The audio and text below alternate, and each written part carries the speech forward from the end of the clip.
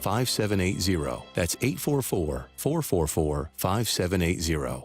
We've been meeting with industries to see how we can collaborate in having a curriculum that is unique in order to provide them with the talents and skills they need. Dr. George Nana, founding director of the new School of Engineering at the University of Missouri, St. Louis. We were estimating to have about 50 students.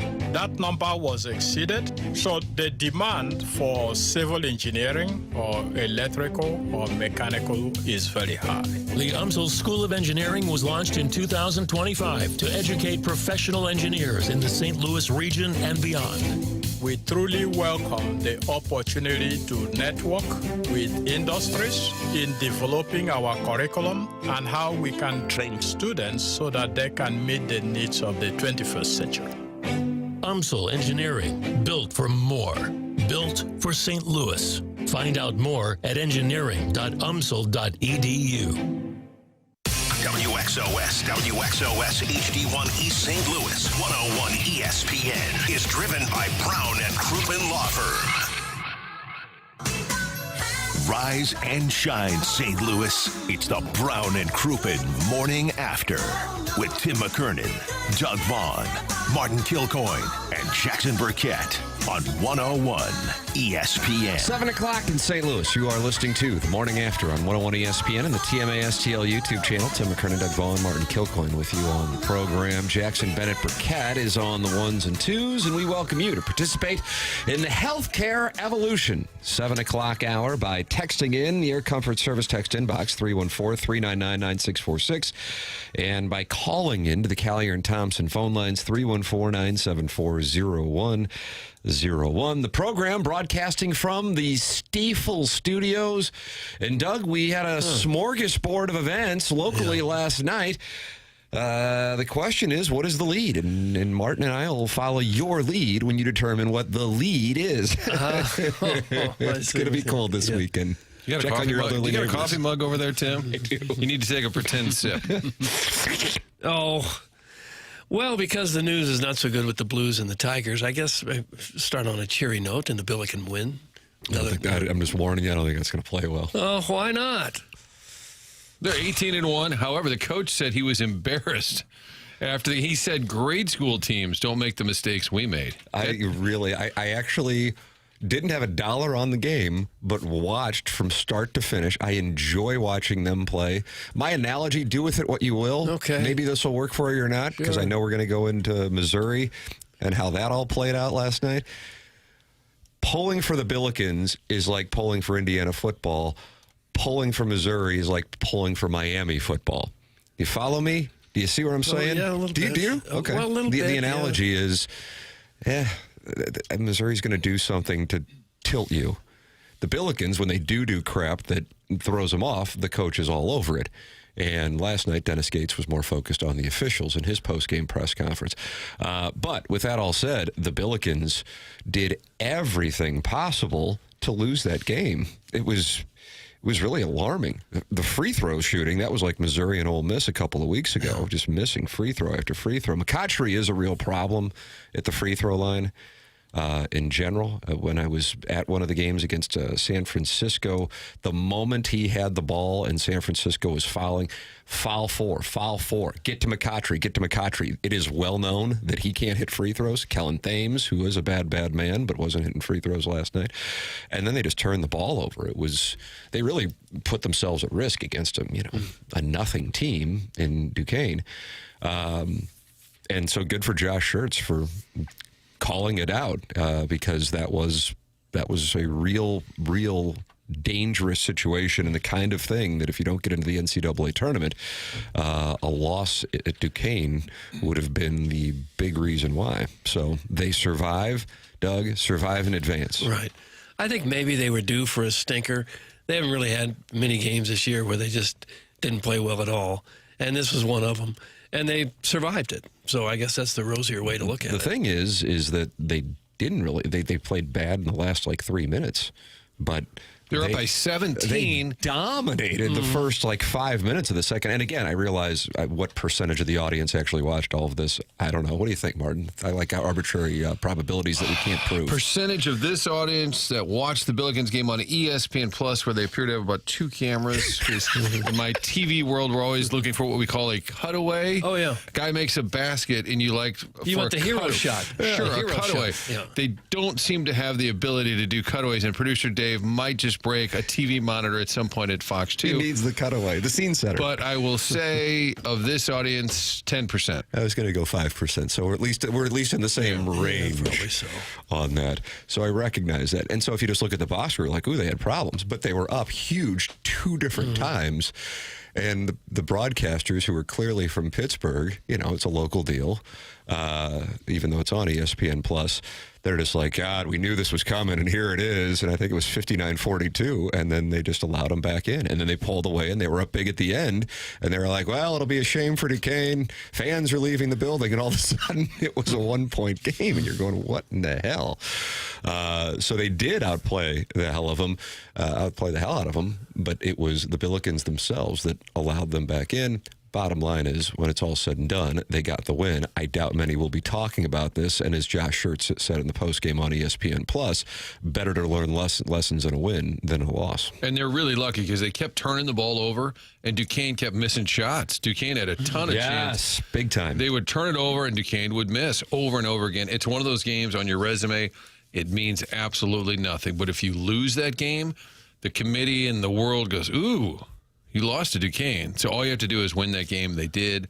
He really wasn't happy, and he shouldn't. They just kept coughing the ball up. But again, big picture, you're 18-1, and a lot of the basketball pundits just look down and say, "Oh, you're 18-1." Yeah, they don't know that they pissed down their leg for a few minutes. Yeah, what percentage of voters were watching the Billikens and Duquesne last night? Well, even that John Rothstein, who's a big, college basketball insider, as soon as the game ended, he said, "SLU 18-1." So to all of his followers, they're like, "Wow, Billikens," and that is of value around the country. It is as dumb as it is. It does. Same with the football thing. Blues suck. Mizzou sucks. SLU needs to actually play a ranked in Division I team. They all suck. That's evil Calvin in the Air Comfort Service text inbox. They're playing their league schedule now. They can't help. Just keep winning. Other teams in the league aren't that good. Yeah, I think most teams at some point of the year have a stretch where they just really cough it up, and that was the Billikens. And if that was it, maybe they're over it. They got through it.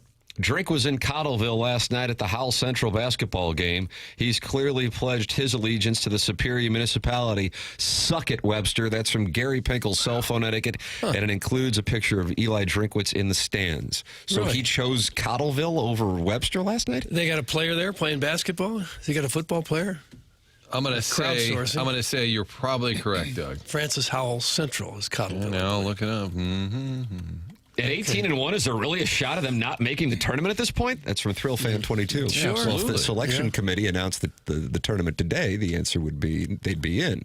But seeing as there's other games left, and they have some road games, in addition to a couple of home games next week, George Washington on Tuesday night. Chuck Todd calls them the Revolutionaries now. And Friday night is TMA night at Chaffetz, as we will all be there, and they will celebrate this show. Being what Doug calls the greatest show of all time. Well, I don't know. On Friday night against Dayton, but they do have some road tests left. Yeah, they do. Doug, it appears Jack Brown, tight end at Howell Central, is a Mizzou recruit. I haven't gone deeper. I'm assuming he plays basketball, but he is a 6'5" tight end, so it would stand to reason he might also play basketball. Drinkwitz must want him badly if he's going to watch him play hoops. Let's see if he is committed. He's got interest from Alabama. Never heard of them. Auburn, Florida State. I was watching that Billiken game last night. My wife walked in and said, "Why does this look like a high school game?" The production was awful. That's from Tom Baranski's Batwing. Okay. Yeah, we struggle with this at work because we get mad at the production, but we're grateful that it's on. Absolutely. Sure. And I think the fact that you can see it wherever you happen to be. We're just kind of in the early days of every single game being televised somewhere. And right now they only have a couple of cameras. But give it a few more years, and they'll have twice as many cameras. And I expect a lot of these games will look like pretty close to what you see on the network. Maybe, hopefully, anyway. If there's any revenue. I don't know if there's a... But it doesn't cost much. It doesn't cost much to put up another little camera these days. Kwame Voyukas IV says, "Good morning, Jackson." Well, Papers is here. Welcome to the conversation, Jackson. I feel like you're a little frantic this morning, so I haven't brought you in just You yet. got a lot of housekeeping over He's there. busier than a one-armed paper hanger. I was like a couple minutes later than I usually am today, which put me behind everything. And Up late last night chasing that ass. no chasing ass. Up late last night watching the Gers. Well, yeah, that took a while. It's nice to go to the replay booth every 5 seconds. Oh, don't get angry. College basketball sucks that way. It's so annoying. So like 10 minutes behind, I couldn't finish what I was going to finish right before I got in here, and so I had to I'm finish it in sending you here. Nevin Shapiro podcast TikToks. some fruity language in there that I have to You might be clip getting out of on there. Twitter with a notes apology soon. Yeah, so some work to be done, but no, we're good. I'll leave you be. No, I'm good. I'm good. No, we got a 4-hour show, but I'm good. do we have Nevin and Lebatard? Have they Yeah. chimed You better in? believe it, Martin. Okay, I We got all cannot. the This is what I was doing all day yesterday. I cannot wait. One of them does not want to continue to exist. That's a theme. So we'll have that for you coming up on our Polos Plus dossier. Stiefel, now the sponsor of the studios here on TMA. And we welcome you to participate in the program so many different ways. 314-399-9646. That's how you can text in, and then you can open up your YouTube app. You type TMA STL, and you're in the Michelob Ultra YouTube chat with many friends. 6,000, I don't know how many, 6,000 some odd subscribers subscribe to it. 6,450 subscribers.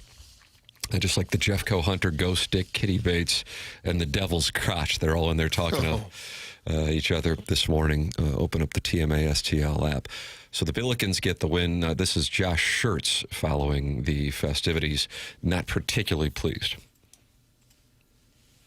We'll hit the lever, please, Charcoal. There is on some level even understanding. No. There were some on-site you guys reporters. maybe were pressing a little bit because you got into the top 25 for the first time. No, I don't think we were pressing. I just think Duquesne was just, outside of those two big stretches, which obviously is a 40-minute game, they were just much better than us. Much more physical, much more aggressive defensively. I thought we were pretty bad on both ends. We were soft, offensively. We were soft defensively. We were soft on the glass. Couldn't get a free throw rebound. They just, I thought they for most of the 40 minutes kind of punked us, and nothing to do with rankings. We just weren't nearly, we've not been that. We've had a pretty good identity in terms of our physicality on both ends, our rebounding, our toughness, taking care of the ball. Credit to them because we were really poor tonight. But I think a lot of the reason we were poor was, how aggressive and physical they were. It's not all discredit to us, but we were not nearly good enough in terms of what our standard of play is, and so we were very fortunate to win the game. Swish right there at the end, though. I would agree with that. God, that would have been a brutal loss. Yeah, it would have. Dino Bravo says, I was entertained by the Pittsburgh broadcast. And I agree. I don't know, Martin, if you had the audio on at the two Fox, but those guys were good. They were good entertainment. Kind of like, we got to do this Duquesne game.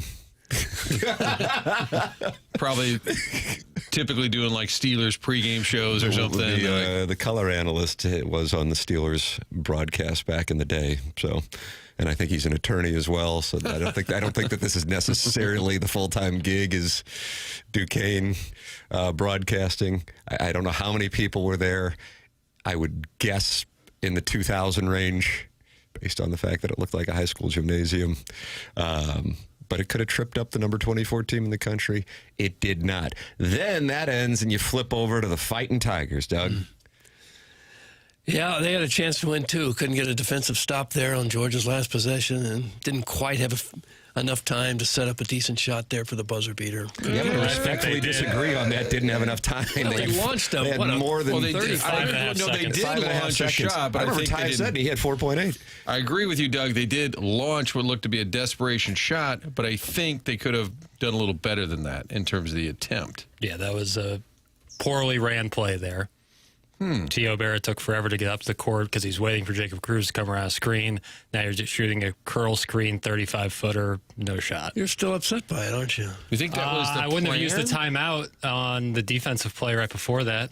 I wouldn't have called timeout to set up a defense to look again. That was silly. That's a poor use of timeouts. It's a really poor use of timeouts. I share that opinion. We were watching it last night, and My wife asked those exact questions. Number one, why'd they call timeout there? Because in the post game on the SEC network, I don't recall what the gentleman's name is. He's in a wheelchair. Do you know I know who you're referring to. Franklin Roosevelt? No, I think he played at Florida. I can't I remember. believe FDR was on, but if he was, remember we that got to see if player. he's Yeah. available to talk about the game.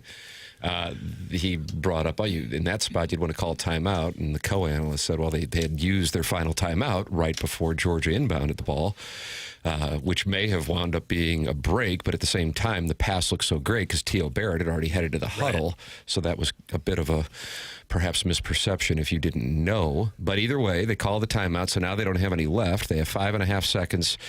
And if you watch the replay, and I went back over it like the Zapruder film, the entire Georgia defense gravitates toward the left side, the near side for the Missouri bench, towards Dennis Gates and the Missouri bench to cover Cruz. So T.O. Barrett has a clear lane to the basket, and he also, on the near court, kind of took a leisurely approach to get past the midcourt, which I thought was odd and was also observed.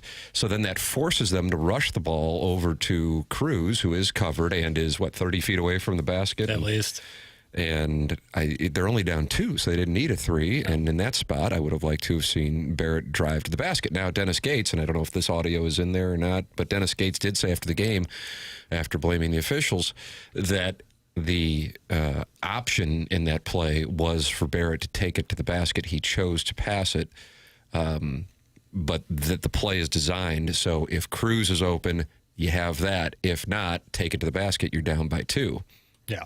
It is really poor. And again, all these things could have been discussed, talked about had you not used the timeout to reset. I mean, they're running there. It's an inbounds play, a baseline inbounds play that they probably ran. That was probably their 10th inbounds play from the baseline that night. You should have a good idea of what they're running. And then Sean Phillips gets scored on by a guy who's a foot shorter than him. And his name's Smurf? Yeah, Smurf. He was killing. But There's a chance during that timeout, they also talked about what we're going to do if they make the bucket. If Georgia scores, here's what we're going to do. Right, okay.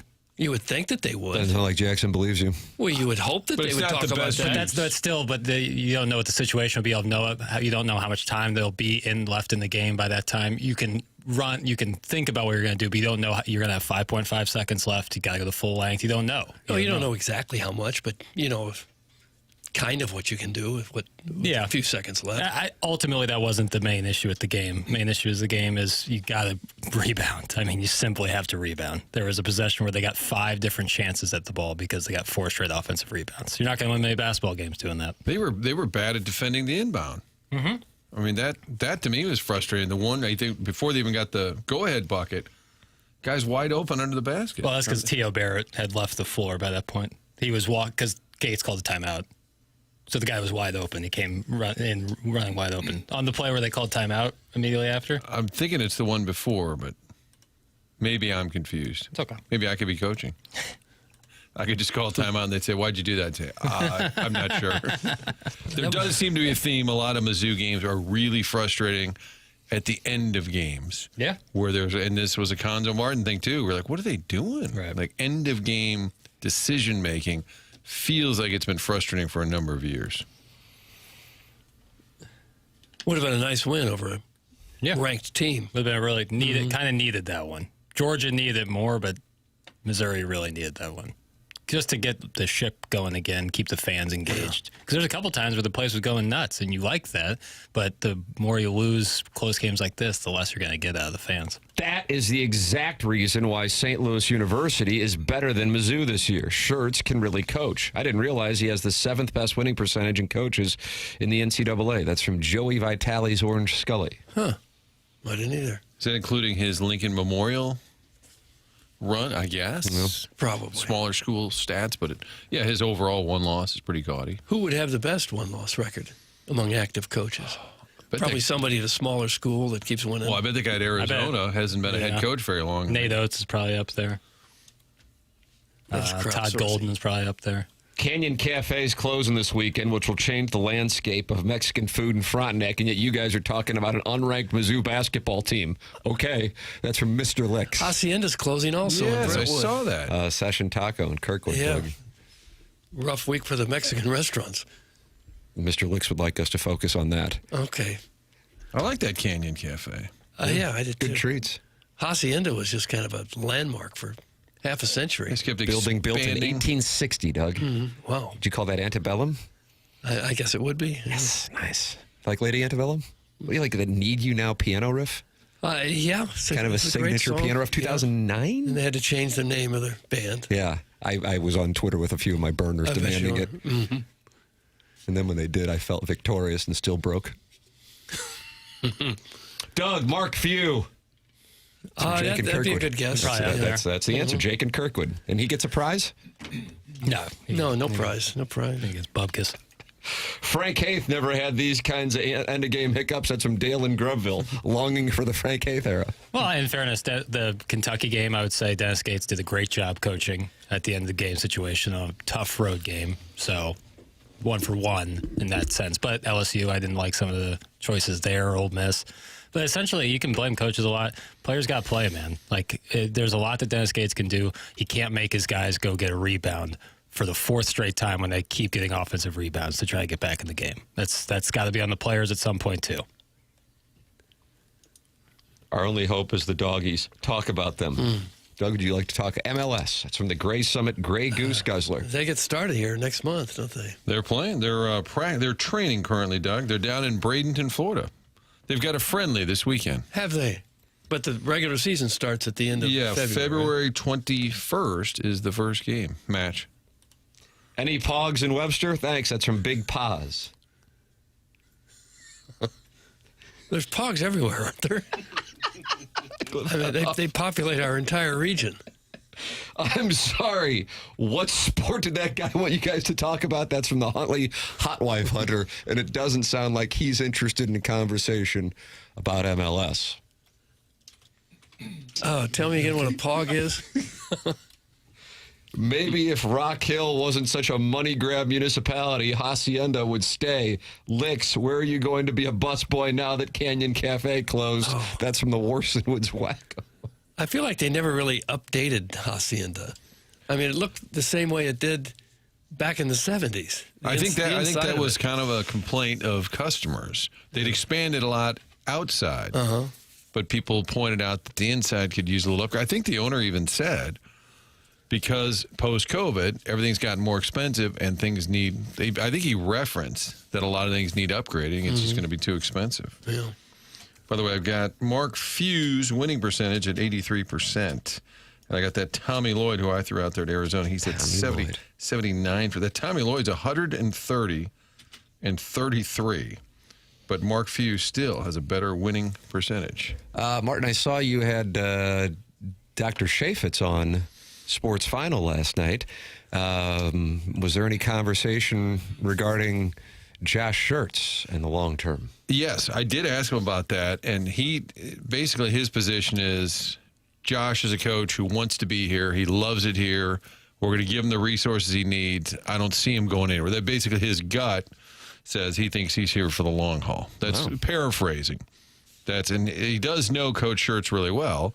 I still think if a premier program, I mean, make it up, but if Kentucky called and you're Schertz, I don't know how you turn that down. I'm not saying they're going to, but if you get an offer at that level, I think you'd have to go. So you just hope he doesn't get something at that level. I think all things being equal, he'd want to be here, yeah. But the Chaffetzes of the world are the ones who would probably have to write the bigger check. And he just bought into the San Francisco Giants. These net worths, who knows what's real, but he's believed to be a billionaire. So I think an extra $1 million or $2 million to him. I mean, he loves SLU basketball. So he seemed to downplay it like, oh, no, he wants to be here. We just got to give him the resources. So he didn't seem concerned that it's a real topic. But, again, college football does it more. But in basketball, there could be some poaching, especially if you get into the tournament. If they get into the NCAA tournament, then more people will be like, hey, how about this Schertz, what he's done in St. Louis? And all these ADs seem to react. Oh, wow, I didn't know they were good until the tournament began. Wow, look at that team. They all seem to have that mentality. But I will say his honest assessment is that it's not a real concern. But he is going to be a hot name that's out there. I would think so, especially if they're in the tournament. Waiting for Sharon to text in how she is sad about Canyon Cafe closing when she is really just upset that the soda fountain machine was out of Mountain Dew at the QT off 55 and Festus. That's from the Pope. Oh, I've run into some of that myself. Where they're out of. I can't get a decent Arnold Palmer anymore at some of these convenience stores. Either they don't have the tea or they don't have the lemonade, and it's frustrating. You just throw a fit. I do, yeah. I asked to see the manager and yell at him for a while. I am a bad boy, and I'm testing things. And that's audio of Doug getting upset. Martin, that's exactly why SLU may never be super good. No one's here to stay around long enough. That's from Hard Bodied. Well, but if you were to build a solid program year after year, maybe St. Louis U could really have something. Maybe they could be the next. Butler went through a few years there where they were almost as good as anybody in the country. Maybe it'll build the next Gonzaga right here. It all takes a great leader. It does. Brad Stevens was the leader for that Butler club. Now he runs the Boston Celtics. Mark Few for Gonzaga, still there building. You just got to have the right person in place. Josh Schertz beat Duquesne by 4 last night, and Martin is worried about him leaving for Kentucky. Makes a lot of sense if you don't think about it. That's from Harrison's brother Master, and he's not happy. Every team is going to have games like that. Almost all of them. And they won. Nobody's run the table for 50 years. Well, what do we call our guy? Bucko? Yeah. Be polite. Good call, Martin. What do we call our guy? Bucko? What do you want, Bucko? You want some? Huh? Yeah, good call, Martin. He deserved that badly. The point is, and you don't have to be a basketball savant, the point is his name's going to get thrown around by people in the basketball world, like Bruce Pearl tweeting out over the weekend, hey, look at this guy's shirts. He's one of the best coaches. It's starting to happen. And that's how the college basketball reacts. I'm not saying he's going to Kentucky, but I'm telling you, if a big-time job happened to come after him, I'm not telling the board of curators to give Drink a raise because we're talking about Schertz potentially leaving. Don't rule it out, though. Don't rule it out. If he were to get offered a big-time job, I think it would be hard to turn it down. That's the point. Last night's game was that was their first single-digit win, even single-digit game since Stanford beat them in November. Yeah. Every other game they've played, they've won by double digits or close to it, or more than 5. I think 5 points is the largest deficit they've had to face in conference play so far this season. They're having a fun season. They got a great team. Let's not pick it apart. I mean, they're playing the schedule they got. Are they the best team in America? No. Is Schertz going to Kentucky? No. The point was he's going to be a hot commodity by the end of the season. That's a fact. But enjoy the season. Harrison's brother Master, Martin, you want him to enjoy the season. Yes. Enjoy life. There will be some people saying, as soon as the Billikens lose a game, see, we told you they weren't any good. It happens all the time. Yeah, it's just guys on Twitter, though. Or the text. They're the same thing. I think Lines the part are blurred. of the Ray Liotta clip, the part that I really enjoyed, just the aggressive nature, I feel better hearing it. Yeah. Oh, it's a true release.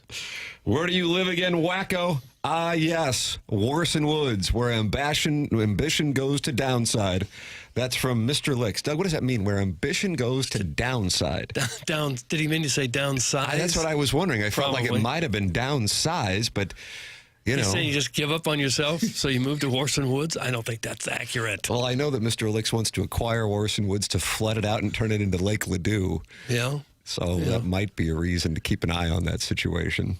Oh, there's a lot of tension between them. Missouri lost to Illinois by 40+. Who cares how much SLU actually won by last night? That's from Big Tuft. What the hell did the first part have to do with it? Just saying you want to win a game. But take a stray like that? That won't be accepted. Okay. You could have said what he said without taking a shot. You're like Charlie Batch. How did I get dragged into this one? Because C.J. Stroud plays like crap. Charlie Batch gets it's like, I don't think Carson Beck's very good. And if you look at Mizzou losing by 40 to Illinois, you'd see that. Well, what the hell does that have to do with it? Get out of here. Sharon is more upset Hacienda is closing. She is now faced with the fact that she has to find a new patio to drink margaritas and buy cigarettes out of, the last known spot where you can buy cigarettes out of a vending machine. That's from the Warson Woods wacko, and he's going after everybody this morning. I can taste the Doritos and the Fritos. And the Fritos. What was he eating? It was a burger from High Point. And they put Doritos and Fritos in there. Apparently. That sounds awful, doesn't it? Potato chips on a sandwich are pretty good. Potato chips, maybe not corn chips. Thing about Frank, in general, he will give you a flattering response. You could wear a tie that's 30 years old. Wow, is that new? But in the food industry especially, his family was in the food business, and he loves food. So I think it's even harder, even if he's thinking, Fritos in a burger. He's not going to say it. That's what I love, is he is genuinely selling it. Wow. Well, he's a showman. Wow. This is the best tiramisu. I need a cigarette. Can't get him in Hacienda anymore. Last place you could get him out of a vending machine. Wow. Closing. That was SLU's first win as a ranked team since 2014. Some of the 314. That's a good little statistics if it's true. That sounds, I mean... The last time they were ranked was 21, but they weren't ranked for long, and that team was okay. I mean, they had a good group of players that didn't do much with it. I think they were better in 2019, 2020. Doug, Hacienda was a pony in the 2000s on Cinco. That's from Ladue Lawn Boy. It used to be an extremely popular place. Y'all have some of the worst food takes. It's from the Loomster. Oh. The worst food take. Did we do a food take? I didn't have one. We mentioned restaurants that were closing. Doug likes an Arnold Palmer. Frank likes... Would you like a good kielbasa? Yeah, there you go. How many sports shows have been asked that? Texting with friend of the program, Joe Buck, who is back in St. Louis after his Hoosiers had the victory on Monday night. And he is in to join this presentation at 8 o'clock, a surprise booking on the Polos Plus dossier. So Joe Buck is going to join us at 8 o'clock. We were texting yesterday. He sat with Stephen A. and Kenny the Jet at the game on Monday night. So a little Espen get together, I guess. We'll hear what that experience was like for Joe as his Hoosiers win the national championship. That's at 8 o'clock. Jeremy Rutherford in studio. Doug, it is now 7:30 as we're in the Healthcare Evolution 7 o'clock hour, and we get to the Blues losing last night. 3-1, your final, an empty netter. Chris Kerber on the call, despondent when the empty netter goes in, and the Blues not able to capitalize on some opportunities, even though they did outplay him 5-on-5. The PK was not there. Nathan Walker, double minor. How do you do? The Winnipeg Jets move ahead of the Blues in the standings with a game in hand. The Blues now are the second worst team in the NHL. So that topic coming up with JR at 8:50. Jackson, 8:50. Am I right on that Stiefel dossier? Yeah, 8:45. 8:45. That's presented to you by Mark Hanna of Evergreen Wealth Strategies. And it's not the Stiefel dossier. It's a Polos Plus dossier, Stiefel Studios. I'm still learning. But I do know it's the Design, Air, Heating, and Cooling email of the day. And I do know we are heading down the stretch in the Design, Air, Heating, and Cooling email of the month standings. The incel from the other side of the couch is tied with Buck Swope at 2 wins. There's still 8 emails of the day remaining. The winner receives a $10,000 HVAC system. Can you imagine, Doug? If on whatever the first business day of February is, maybe it's February 1st, hell, I don't know, February 2nd, that we come back and we have a one-game playoff for a $10,000 HVAC system between that incel and Buck Swope. Those are high stakes. Especially if you really need a furnace. You know, maybe you're living in the backyard in a tent because the furnace doesn't work in the house. You better write a darn good email. That's right. We could have that. Hell, there could be a 3-way playoff because plenty of listeners have one win. Email in the morning after at InsideSTL.com. It is the Design, Air, Heating, and Cooling email of the day. Doug, have you heard about this snowpocalypse that might be coming our way? I did, yeah. Yeah. Now an 80% chance of snow on Saturday and a 75% chance of snow on Sunday. You're low on Friday, 4. You're low on Saturday, 2. You're low on Sunday, 8. You're low on Monday, 2. You're low on Tuesday, 9. You're low on Wednesday, 9. You're low on Thursday, 6. And then we get up to the double digits next Friday with a low of 11. So then it starts to warm up. 80% chance of snow this weekend, both Saturday and Sunday. So that Dayton blizzard game, it might actually feel like a blizzard. Right. Today being what, in the 30s maybe? Didn't it feel pleasant walking outside today? 45 degrees, Martin. We won't see the 30s again until next Tuesday. We got highs in the teens on Saturday, Sunday, and Monday. Hello again, everybody. Hello. Hello again, everybody. Well, it's been a pretty mild winter so far. So, well, Seth Goldcamp will fix you up real nice, like with Design Air Heating and Cooling. Should you run into any issues with your HVAC system with this intense cold coming through the St. Louis metropolitan area, online at designairservice.com. Longest running sponsor of TMA. Martin's a client, Doug's a client, I'm a client. It's Design Air Heating and Cooling. So Joe Buck now going to join us coming up at 8 o'clock. At 8:50, 8:45, I apologize, Jeremy Rutherford, brought to you by Mark Hanna of Evergreen Wealth Strategies. And then at 9:45, the Design Air Heating and Cooling email of the day. You've wanted to hear from the Dan Levitard program and Nevin Shapiro. We have that audio coming up in the next segment. I can't wait. It's Charles Barkley was on the program to try to counsel them through it. All of that is coming your way. It is TMA, presented to you by Brown and Crouppen on 101 ESPN and the TMA STL YouTube channel. It's the AFC and NFC championship games. This Sunday, Broncos and Patriots, followed by Seahawks and Rams. Coverage starts at 1. The NFL playoffs.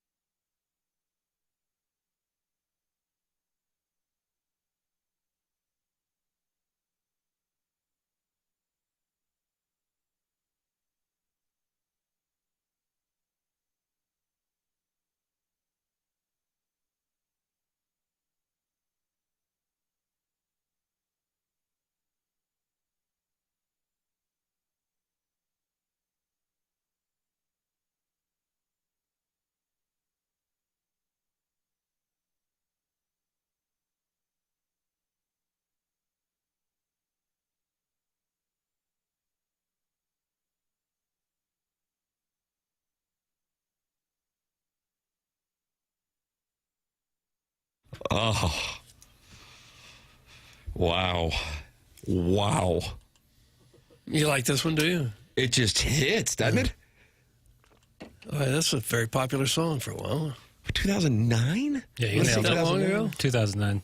17 years ago. There's that piano riff you wanted to hear. I didn't ask for it. Where's 2009 rank in your pantheon of years in the 21st century? It's 1 year more recent than 2008. That's how I look That's at a take. 09. I guess that's accurate. The Rams Blues went mounted a 1 Sunday charge, but got swept by the Canucks. Rams went 1-15, I believe, or was it 2-14? Spagnola's first year. The Cardinals had a great team, but were swept out of the playoffs by the Dodgers. Traded for Holiday that summer. Missouri went to the Elite Eight and lost to Jimmy Calhoun. Oh, jeez. Arizona? Yeah, Out in Arizona? I was out there. Were you out there? I was not. I was out there for that.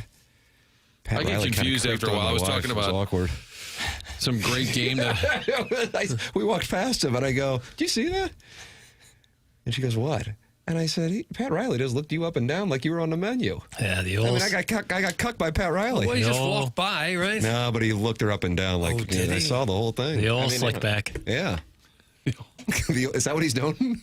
Yeah, but I mean, there's that great moment in Showtime, rest in peace, when, or Winning Time. Confusion on Doug and Martin. There's that great part in Winning Time where Adrian Brody's Did you playing just hit Pat your Riley. heart because an NBA show went away? Winning Time. Why'd they take it away from us? But It was bad. no, it was Yeah, not the bad. second season got No, it was bad. awesome. Take it It was, away it was from only us. going to get better when Adrian Brody's going to get deeper into Pat Riley. And there's a moment where like the camera flashes and he's looking in the mirror and his hair goes from up normal to slick back. And I was like, let's go. And then they cancel it. They canceled it weeks later. Because it got bad. No, wrong. Yes, it did. What's his Miami Heat role? Is he just sort of emeritus? He's like, he runs the show. But He's still, like, I mean, he's the boss. hands-on, right? The Heat culture is a thing, and it's all based on Pat Riley. If you're a little I overweight, noticed they were he's wearing gonna- city red uniforms this weekend. Yeah, they'll do that. The Miami Vice look. They like to go for the Vice look. But you think he's day-to-day, like, in Yes. the office? Yes. Still runs the show? Yeah, him and Spoelstra, I think. Yeah. Doug, was Kemba Walker on that team? Thanks. That's from the I amateur don't know. proctologist. Hell, I don't know. 09? I think that's a little early. That was Hashim to beat. He was on that team. The Cardiac Cats were a little later. The Cardiac Huskies, I don't know. Man, I like watching Jackson go through his mental library. on- Cardiac Kemba, he had UConn. that step back at MSG. It was nasty. Like for the Bobcats? Bobcats amongst other teams, yeah. Goodness, Jackson, wipe up your Pat Riley slobber? That's from Jake in St. Genevieve. You know, Kemba Walker would have been on that team. Oh, would he? How do you like that? Okay. He spent longer in college than I thought. Doug, we'll talk more 2009 UConn coming up when Jimmy Calhoun joins the program. Oh, no. He'll yell at all of us. Joe Buck Not is 1 gonna be- cent. Yeah. Joe Buck's going to be with us at 8 o'clock. And Jeremy Rutherford in studio at 8:45. Doug, before we go to Nevin Shapiro's podcast and Dan Lebitard's podcast, where they are not doing well, Too Fat to Kayak is not happy with the show. So that makes this a one-off. He is on the Calliard-Thompson phone lines. Good morning, Too Fat to Kayak. You're on with Jackson Burkett. Good morning, Doug. I got a beef with you. Well, you always do. What is it now?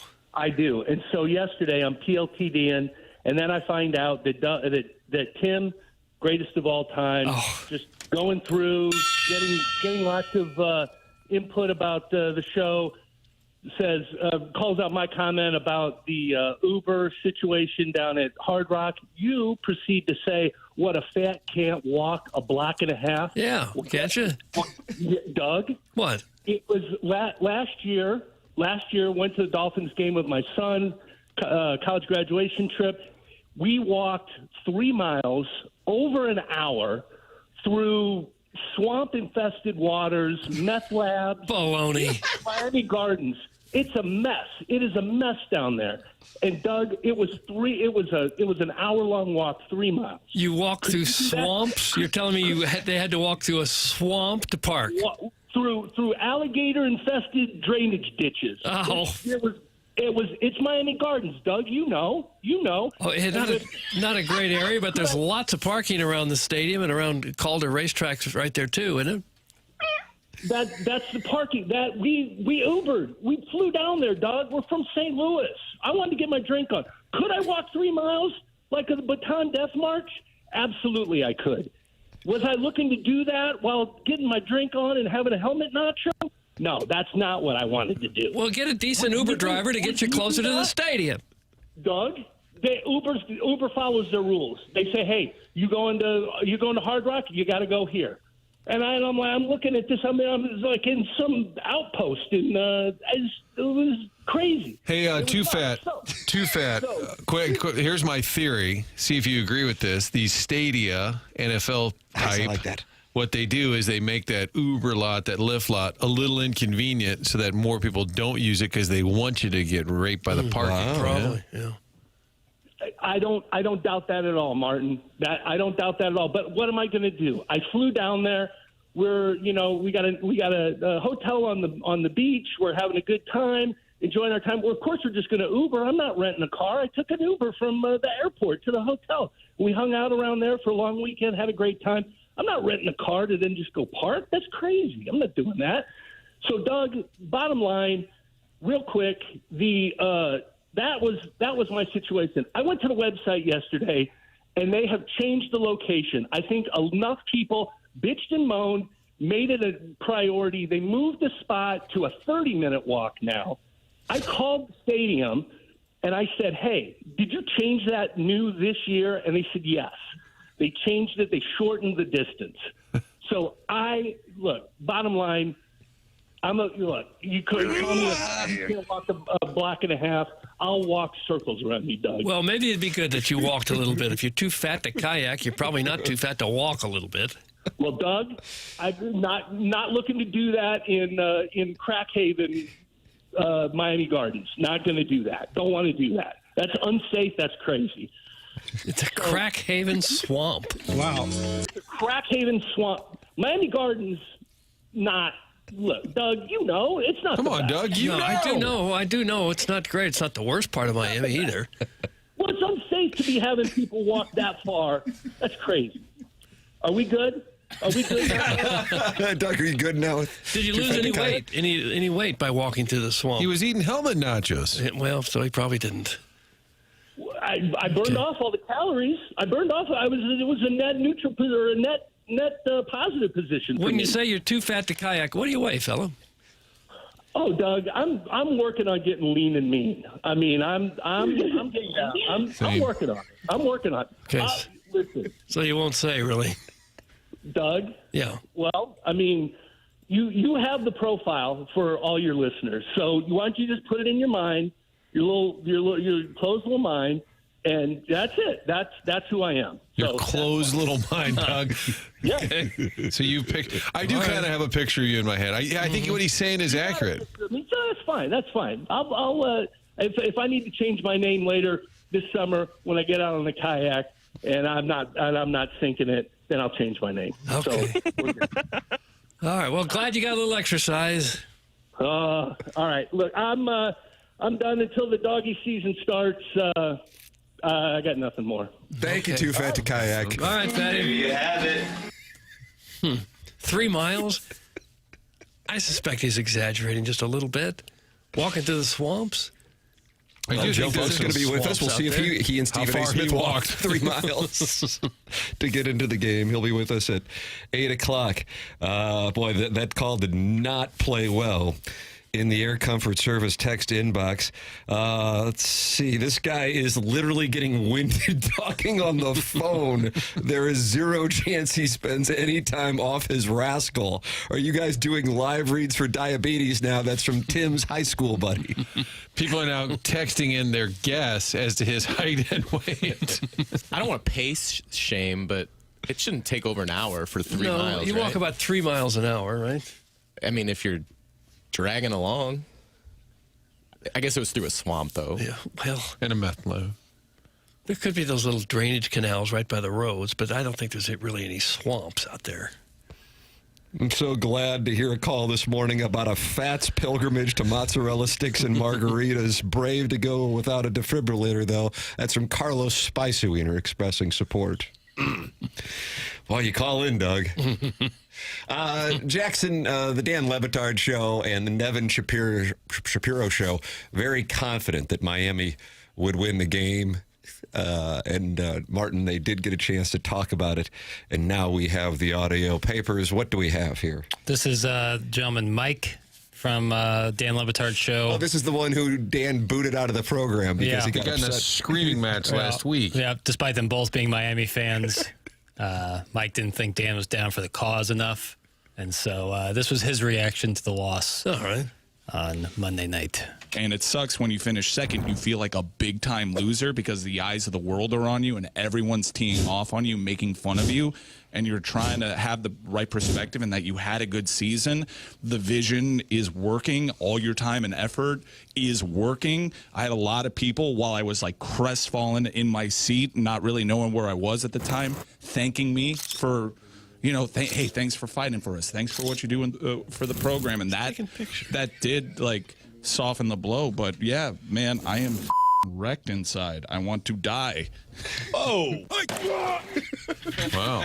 Who's that was producer. I don't know what he goes by, but he's the producer who screamed at Dan last week for saying Mario Cristobal has lost big games, and he's known for getting tight under pressure. And that gentleman, producer Mike, screamed at Dan Le Batard. And then Dan said, you need to excuse yourself from the studio right now. So in the clip, he said he was watching the game and he had people coming up to him thanking him for what he's been doing for the nice program. To have a humble brag mixed into your admission that you no longer want to be alive. What was the extraneous audio? Was he being selfied? No, I think their production staff was getting a little fast and loose. Like having fun with it. At some point in the next few hours, we got to hear Le Batard because he was hysterical that they weren't being given a chance on their home stadium. We do have Dan Le Batard. What do we have here, Papers? I thought this is Barkley. This is Barkley. Barkley talking to Dan Le Batard. Yeah, this is more about Barkley than it is about Mr. Le Batard. Okay. Hey man, that was a hell of a game last night. I know. I was there, man. It was a great game. It was tough at the end for the folks down here, though. But yeah, you had a great year. Can I say you have a great year? Yes. Because you know why? Because I don't want all these punk ass reporters and clowns talking bad about me, like they did that lady in Jacksonville who had a moment of humanity. Think about that, Dan. Jacksonville had a great year. They won 4 games last year, and we got so many punks on television and on radio now. Because I don't get into the social media stuff, Dan, I don't do social media. But I started looking, and it was a big story brewing. I'm like, is this woman serious? She's supposed to be a journalist? Have we got to the point now where you just have to be an idiot or a fool or a jackass to be on television or podcast or something now? You can't have... I can't tell the Hurricanes they had a great season. You can, but I'm curious, though, how this is going over at ESPN, that you continue to call people who work there punks, idiots, fools, and jackasses. Well, they can fire me. Hey, Dan, I got 7 years left on my contract. And you said you were retiring. I am. So, listen, Dan, I'm 100% retired, but if I can do something just a little bit stupid so they have to fire me, they'll have to pay me for the whole 7 years. Doug, that's a business model. Well, Charles Barkley's trying to employ. He's pretty much untouchable, and he knows it. And he doesn't care also. But if you get fired for cause, you're not going to get paid all those years. If you do something in violation of the contract, so he went from talking about the Miami game to the Jacksonville, the woman who stood up, and it turns out is not a sports reporter, so the whole debate was really stupid in the first place. Sounds like he wants to fight the Colonel. Yeah, it does sound like he wants to fight the Colonel. Nevin Shapiro did his podcast. Yeah, he does these previews for his podcast, which I guess, I don't want to cast aspersions, but if you're really trying to get someone to listen to it, I don't know if this is the clip I would pick, but what do I know? You don't waste any time. This is Mario Cristobal. Fans came at you all year. The underachievement, especially after the SMU loss. Then we backdoor into this playoff and we make this run. Very obviously unfortunate loss, but what are your overall feelings now that it's all said and done? everything's over. What's your feelings on Mario now? You don't waste any time. You know,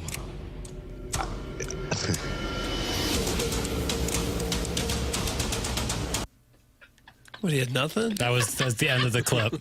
Sounds like a remake of The Equalizer on So, I CBS, guess and here's a trailer. I guess the preview is that. So It like, leaves the you idea hanging. is like people would listen after hearing that, so they could hear like it's J. Edgar Hoover asking who shot Kennedy. I just don't get Doug, it. does that increase the likelihood that you will listen to Nevin's podcast now after hearing that tease? We got to get better at teasing. Probably not. No, I've never listened to it before and don't intend to now. I just tried to find him on Twitter. There's a lot of not Nevin Shapiro, F Nevin Shapiro. There's a lot of adjacent accounts, but I'm not sure if I can find one that's his account. I thought he might be a fun follow. Now that is producing. That's from Steven time. Is there a bomb that's about to go off? That's from MD 2020. There was a ticking, Martin. Did you hear that? There was a ticking. I'd like that dramatic music played behind our show. That's not a bad idea. Coming up on Thursday's show, the Illini reaction to their game after they played Maryland. You have to make it really generic because when it plays, we don't know if they won or lost. Right. Coming up on Monday, the Super Bowl is now set. We'll tell you who's going to win the big game and why. And you taped it on Friday when you're leaving Bristol, and then it'll play Sunday night for the Monday morning show. See, it works. But you have no idea who won the game, but you have Right. to sound like you're all over it. Sure. And Doug will be alongside with some fun Super Bowl snacks for your party. That's Monday on the morning after. And then you laugh hysterically. Tune in Tuesday. Too fat to kayak might just call in. See you at 7. We'll put him on a scale. What did Larry Connors would say on the radio? Say, book it. How many incels listen to that guy's podcast? Jesus. That's from Doug's prison wallet. Is it a cock? Tick, tick, tick. That's from Brian Henshin, waiting for the at-large bid to the AFC Championship And the Colts are game. not getting in? They're waiting for the at-large bid. At some point, though, Papers, I got to hear Levitt. He had to have done. I'm not putting you on the spot, but at some point, I want to hear if he kind of owned it right away. I can look. If he just said, like, I was a little too crazy on this Miami thing. I got to say now, okay, fine. I wonder if he. Because a great diversion would be, well, Miami lost. Well, we got Charles Barkley on the phone. Joe Buck was victorious as he headed down to Miami following the call of the Patriots and Texans and got to experience his alma mater winning the national championship. And we will talk it over with a friend of the program coming up in the next segment. Joe Buck joining us. Then coming up on the Polos Plus dossier, Jeremy Rutherford in studio at 8:45 following the Blues 3-1 loss to the Jets, Doug. Now second to the worst spot in the NHL, just above the Canucks. Yeah, that's not good. That's where it just isn't. That's where things are. But they have a comfortable lead on the Canucks, so if you want to look at it through that lens. We were workshopping at the Two Fox last night if they should tank, and then I realized it's a draft lottery, Doug. So you're not even guaranteed the top pick. Just to keep people from tanking. If you miss anything, you can podcast at Schaefer Door Company Podcast. Jason Gosrow and Schaefer Door, SCHAEFER door.com. Man, I'm telling you, when the temperatures get as cold as they are going to get here over the next week, that is when garage door springs break. We have highs of 15, 18, and 16 Saturday, Sunday, and Monday. And you can imagine where the lows are, all low single digits. That's when garage doors break. And if that happens, go to SchaeferDoor.com and work with the long-running TMA sponsor, who is also the podcast sponsor on 101 ESPN. That's Schaefer Door Company. Doug, you've had them out to your house. They've saved the day for you. Oh, they have, yeah. And they can save the day for you as well if you run into any issues with your garage door breaking. It's SCHAEFER door.com. Jason Gosrow and his team at Schaefer Door, podcast sponsor on 101 ESPN. Jason's a longtime TMA listener. Support the sponsors. That's the name of the game on this program. Schaefer Door is a CHI overhead door dealer. Joe Buck joins us next on the Callier and Thompson phone lines. This closes out our healthcare evolution 7 o'clock hour. It's TMA 101 ESPN.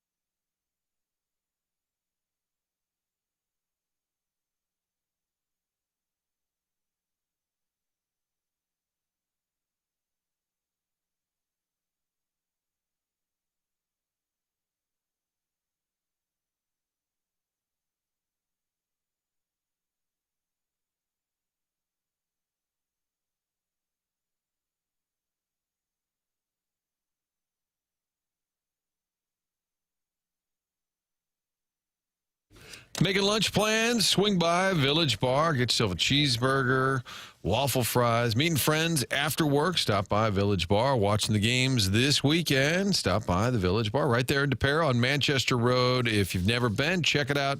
See what we've been talking about all these years. Just a great neighborhood hangout, fun place to meet friends, take the family, and enjoy the wings, the burgers, and sample 1879. That's the product they make out back in the bar. And they've got a tasting room open on Saturdays from noon to 5. 1879distilling.com. That is the website. You can read more about their whole history, why they started this up here as an homage to the old German distilling days back in the 1800s. But the bottom line is what they're making.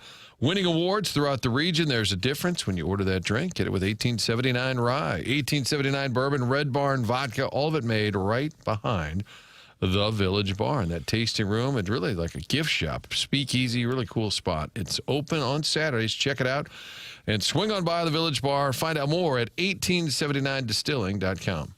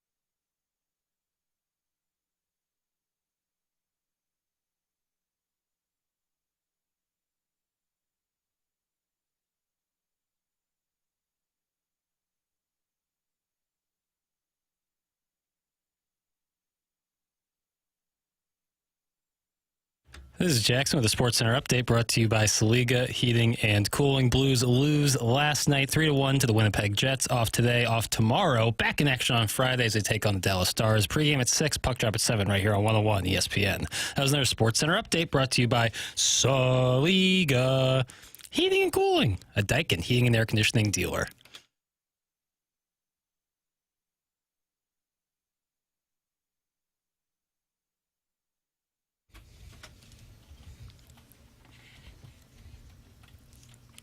Doug, you like this beat? I don't mind it. It's TMA 101 ESPN, the show presented to you by Brown and Crouppen. Tim McKernan, Doug Vaughn, Martin Kilcoyne with you, and a gentleman known as Jackie Papers is on the ones and twos, and we welcome to the Collier and Thompson phone lines in full celebration mode. Probably hasn't slept since night in Foxborough, Massachusetts 3 days ago. National champion, Indiana Hoosier, Joe Buck with us here on 101 ESPN and the TMA STL YouTube channel. Morning, Joe. Congratulations.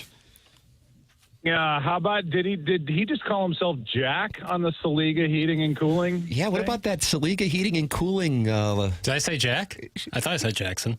I forget. Maybe you're just. I don't know. You kind of swallowed the sun part, so let's enunciate. Let's no, go for forward sure. and enunciate. Joe, I'm not sure if you know, I'm not classically trained, so I'm still learning on my feet here. Oh, well, nor was I. I just lived in the shadow of a Hall of Famer my entire life. Same with me. I work with Tim. Oh, wow. Yeah, that was really well said. Oh, well done. Well played. Well played. Every once in a while, Joe, we get up and leave the studio, and kid, it's all yours. And then he has to do about a half hour of hot takes. That's it. Perfect. It worked wonders for me. I think it can work for Jackson. I need to know what it was like on Monday night. The nerves, the emotion, the whole thing. What were you feeling as you experienced that? I was nervous, and I don't want to come off as like, I just don't want to be annoying on this. I don't want to be the guy who, I don't know, went to Indiana, so what? I'm a fan. I've become like this 2-year bandwagon fan after I left because the team was not good, obviously, after I got out of there, and you kind of lose touch, and I'm not from the state of Indiana, so I'm not really surrounded by it. And then this last 2-year ride, it just built up all this, I don't know, tension. The coolest part was being there with my daughter and my wife and my daughter's husband. My daughter, though, graduated from there, and she was so nervous at one point she threw up. She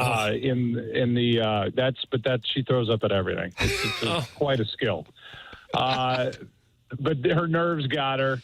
Mine, we just kept kind of going off to the side, like, do you think we can do it? Do you think we can do it? And then just the interception that ended the game was right in front of us where we were sitting, and it was just elation. And I wished somebody from behind us got a picture of us jumping up and down, but it was awesome. I mean, I can't describe it any other way. It was something I'll never forget.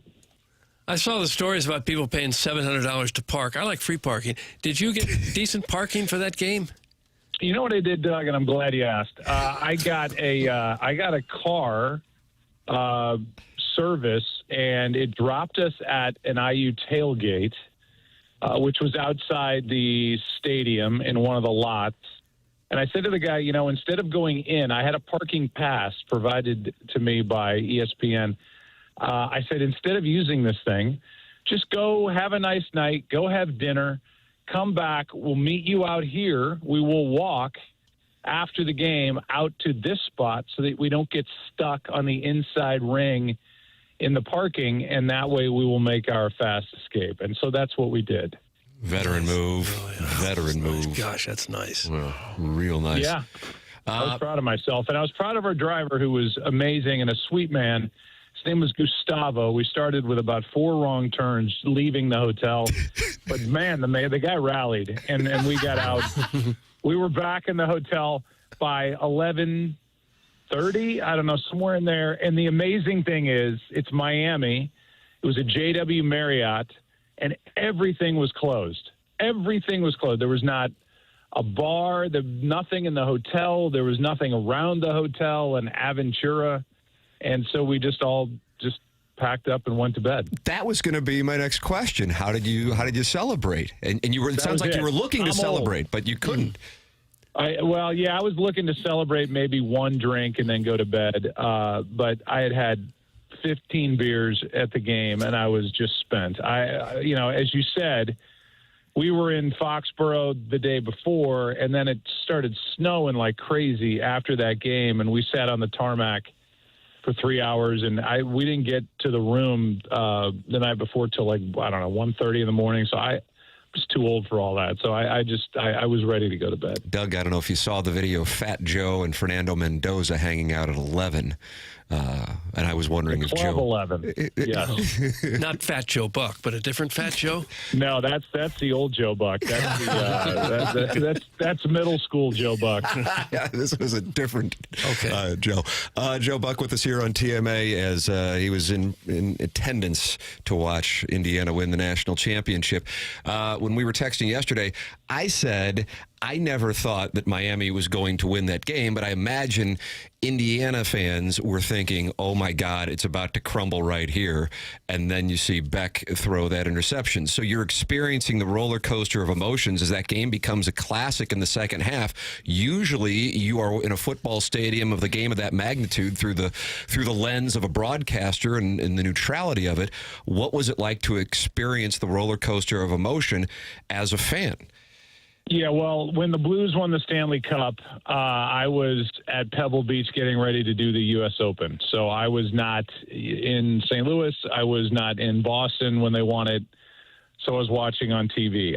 The only thing I can compare it to was being in Atlanta as a fan when the Rams won the Super Bowl, and it just kind of ended on that Mike Jones tackle, and just being crazy emotional and excited and jumping up and down like a little kid.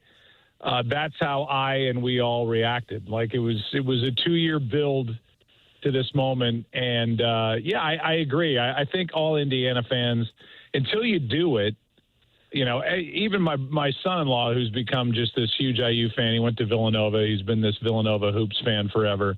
Now he's on our team rooting for Indiana, but he's like, I had no worry about the Alabama game. Like, you didn't? That game scared the hell out of me because it's Alabama. It's like until you do it and you beat Alabama or you beat Oregon twice or you win this game, until you see it and you get over that hump, or Ohio State, the Big Ten championship game, which I think meant way more to Indiana than it did to Ohio State, because I think they had to prove that they could win that type of game. Until you see it, it hasn't happened. And, I was nervous from beginning to end about that last game. I've been saying that the Mendoza touchdown on the 4th down call, that's the equivalent now of the Keith Smart shot, that it'll be on a loop forever in Bloomington. And that of all people, it was the perfect way for him to, because he was the guy, the Heisman guy, and it's Signetti who's got, balls. He's going to go for it. It was just, to me, it was like the quintessential moment. The coach who goes for it, the quarterback who's tough as nails, the Heisman winner, and maybe Keith Smart. Maybe that's too strong a comparison, but that's what I'm liking in it too. Yeah, I mean, I don't know. Maybe it's because it's so recent, and maybe it's because it's such a turnaround. I think it's even more powerful than that. It's Indiana basketball. I think at that point we all kind of expected it, and they haven't won since. I got to IU. I was on campus the next semester, and I remember watching that game and that shot. I'm like, that's my school. That's where I'm headed. We're going to win it every year. And then it hasn't happened since. So I think for Indiana football to be where they were and now to be where they are, I think I can't compare that to anything that I'm aware of. We've just been a doormat for so long. And now everybody, somebody said it could be true. It could not be true. I don't know. It's the world we live in, that Indiana has the largest base of alumni walking the planet just because of the size of the school. Mm-hmm. And everybody just seemed obviously to come out of the woodwork and be a part of this thing. And that's what made it so fun. And I think the players, I think Signetti, I think everybody recognized that. They played to it. I was surprised because I'm the old man now in these NFL games broadcasting them, and everybody goes for every 4th down. And I'm like, man, I just take the points. I get it. You want to get the touchdown. Who doesn't? but these are tight games. Take the points. You're walking away from 3. And I don't know. Sometimes it drives me crazy. And at the end of that game, I was the one going, just go. When they kick the field goal to make it a 6, I hate a 6-point lead. Like, just you're winning by 3. It's 4th and whatever it was, 4th and 4. I don't know. Somewhere 4th and 5, yeah. 4th and 5. Put it in Mendoza's hands and trust him to make a throw, or trust him to use his legs, or trust him to hand it off with that offensive line. Get the first down, the game's over. But going up by 6, now the other team, Miami's incentivized to go downfield, all 4th downs. You're going for it. I was dying for them to go for it. So the whole time I'm sitting there with Miami, they got down the field. They get the roughing the passer call. Like they shouldn't have kicked. They should have gone for it, put it in Mendoza's hands. And then they get the interception. It was like, oh, my God, relief. They won. So, yeah, it was phenomenal. Oh, yeah, so you wanted him to go for it again, I see. Okay, all right. I did. I'm with you. Now I follow you on that. You said that you were able to experience the game with your family, and also Stephen A. Smith and Kenny the Jet. What was the reaction of these gentlemen? And ABC. So, well, Kenny was there. Kenny's awesome. I've gotten to know him. I've been around him a couple times now. He's really funny, subtly funny, and he was there because he had friends who had a son or 2 on the Miami team. He was just he was just there to be there. But at the end, there was like a minute left. Miami's got the ball, so he was kind of rooting for Miami, and he taps me and my daughter and my wife on the shoulder. He's like, "Hey, congratulations on the win," and like kind of has this smirk on his face. I'm like, "Will you get out of here? Like, shut up! Like, you're trying to jinx us now. Shut your mouth." Just walk. And Stephen A. was great. I mean, he's very low-key in person. I know that's hard to believe, but he's very low-key in person. He's up there like, you gotta throw the ball. Like, he was begging for Miami to stop handing the ball off. He didn't complain about it when they had the I guess it's Fletcher had the 900-yard touchdown run, but every other time it's like, why aren't they throwing the ball? But it was a fun booth to be in. Schrager was up there. ABC News people were to the left, and a lot of people I worked with on GMA. So it was a blast. I did not get the Michael Irvin passes where I could be mic'd up, and I thought it was the part guys, of the coin toss. I mean, I thought the guys would probably want to hear from me on the bench. I applied for that pass, but somehow I didn't get it. I was relegated to a luxury suite with no free parking. Well, I guess I had free parking. Yeah, Ray Lewis was down there too. Ray Lewis I fully expected people. Michael Irvin to line up and catch a pass. I mean, it reached, and I love Michael. He makes me laugh in this whole game day thing. The prior game that they won, the game to get to this, I saw him step around the official who was calling the touchdown on the goal line to like celebrate. I was like, how does this happen? But yeah, Michael's awesome. He's been great to me. I got a kick out of watching him do his thing. It kind of had a Mike Shannon vibe where nobody's going to tell him otherwise. Yeah. Like he's just going to do whatever the hell he wants. Everybody's like, well, what are you going to do? Well, I was not there, but one time Bruce Hornsby was hanging around the Cardinals for a while. Yes, he was. Horns, as he was known by the skipper. Spring training. It was in spring training. I wasn't there. And I got reports. I think C.J. Cherry texted me. He's like, you'll never believe. Like they went to a Bruce Hornsby show, and Shannon in an encore pulled a chair out on the stage and just sat there while Hornsby's playing. That's just the way it is on the piano, right. And at one point, CJ's like, Bruce had to be looking at Mike like, who the hell is this guy? Why is he sitting right here? But yeah, I cannot confirm that happened, but I would not put it past Mike. Indiana could have had their football legends on the sideline too if they had any.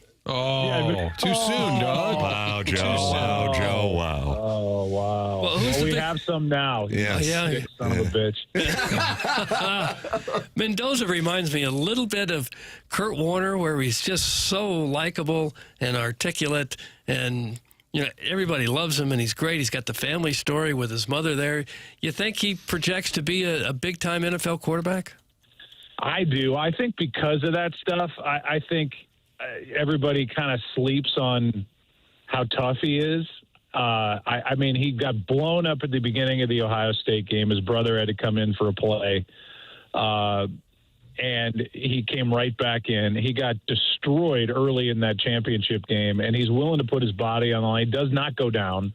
And with his arm, the throws he makes, the back shoulder throws, they're NFL-like to me. I don't see a lot of college quarterbacks making throws like that. So I think everybody just kind of dismisses some of that because he's so nice and he's so sweet. The way he comes off, but I think he's got a side to him that we don't see. I think Cignetti's the same way. I think he's got that persona on the sideline, the I'm not going to smile. And to me, it's almost like he's got to fight himself to stay in it, to stay in that mode. I think he's got a side to him that's wickedly funny, very intelligent, and obviously has a really good eye for talent and people to bring in and coaches around him that he lets just go do their job. So they've got a lot of recruits, 4 or 5 star guys coming in, and hopefully it continues. I guess Hoover, the TCU quarterback, is coming in, and he's not alone. They got a good group. Yeah, Mendoza's brother is transferring now too. You see that? He's going to Georgia Tech. I think he's in the program. I think that's good for him. Everybody's got to be their own player, their own man, their own, whatever. For him to get out of there, go to Georgia Tech, I think is probably the right move and just kind of forge his own path. Did you see Mark Cuban at all? And was he always like with basketball? I knew he went to Indiana. Certainly everybody's a little more visible this year, but has he been involved for a long time? I don't get the sense that that's the case. I don't know if Cignetti kind of said, yeah, we'd like even more support from Mark. So I don't think he's been bankrolling it to this point. I think he will be more so from what I understand going forward. But no, I think he's been there, and everybody, again, anybody who went there. And I didn't graduate. My daughter did. So she's got that hanging over my head, but I was there for into my senior year and that was the other fun part, was seeing fraternity brothers and introducing a lot of guys that my wife just knows from names and texts and putting personalities and faces to these texts. And it was just great. I mean, the guys could not have been sweeter and more welcoming. And it was just awesome. The funniest story was after the game, we're making our quick walk to Gustavo, the driver. And as we're walking out, I see Brady coming in our direction, Tom Brady with a hood up, head down. But I wanted to say hi. I had texted him because I saw him on the sideline before the game. And yes, I know this is very name droppy, but there's a point to it. He's walking in our direction. I'm like, and he's got his head down. I wanted to kind of pop that bubble and say hi. And I'm like, Tom Brady, Joe Buck. And there was a guy behind me who was walking. He's like, so Brady stopped. He gave me a hug. He's like, man, congratulations. What a game. That was awesome. What a great story. Good to see you. I said, hey, man, finish strong. And the guy's like, oh, wait, Joe Buck, hey, would you take it? And then mid-sentence, he realized that I also said Tom Brady. And the guy completely traded up and went from asking me for a picture to just following Brady back to wherever the hell he was walking.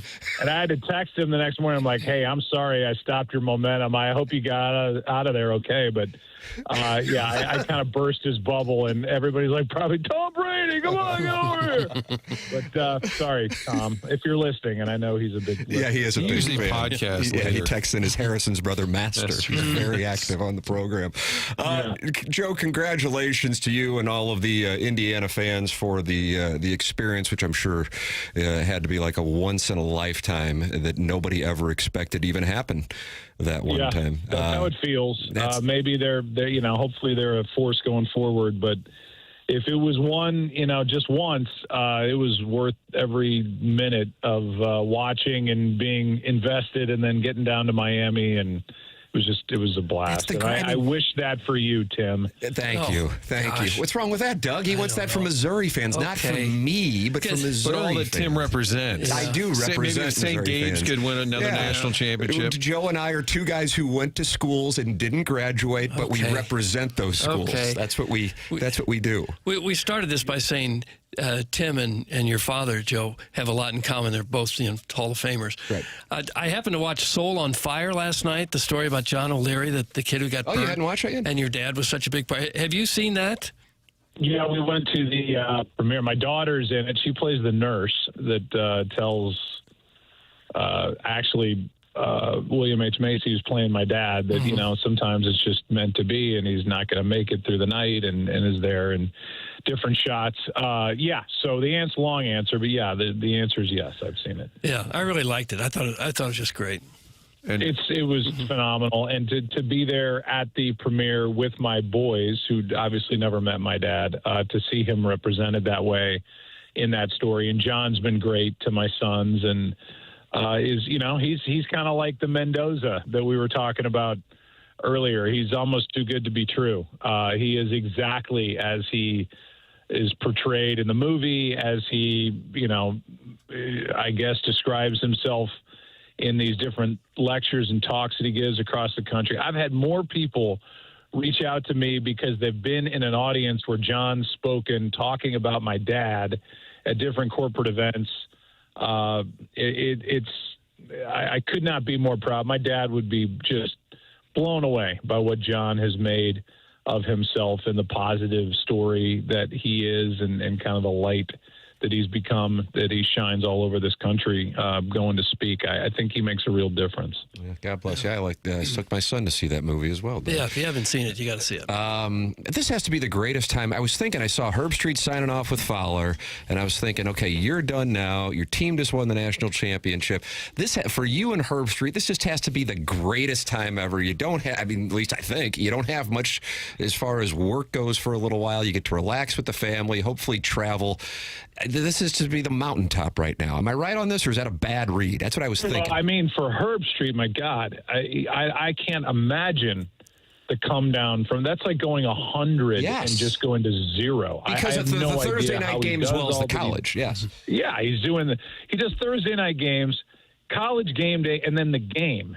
And I know to people's like, yeah, okay, it's not a real job, but you got to get around. You got to learn these names and numbers. You have to have an idea of what's going on. There's a lot of work that goes, on in the background before the red light comes on. And I'm stunned at all that he's able to handle and tackle. So he's in a different category, but it's always a little bittersweet for me.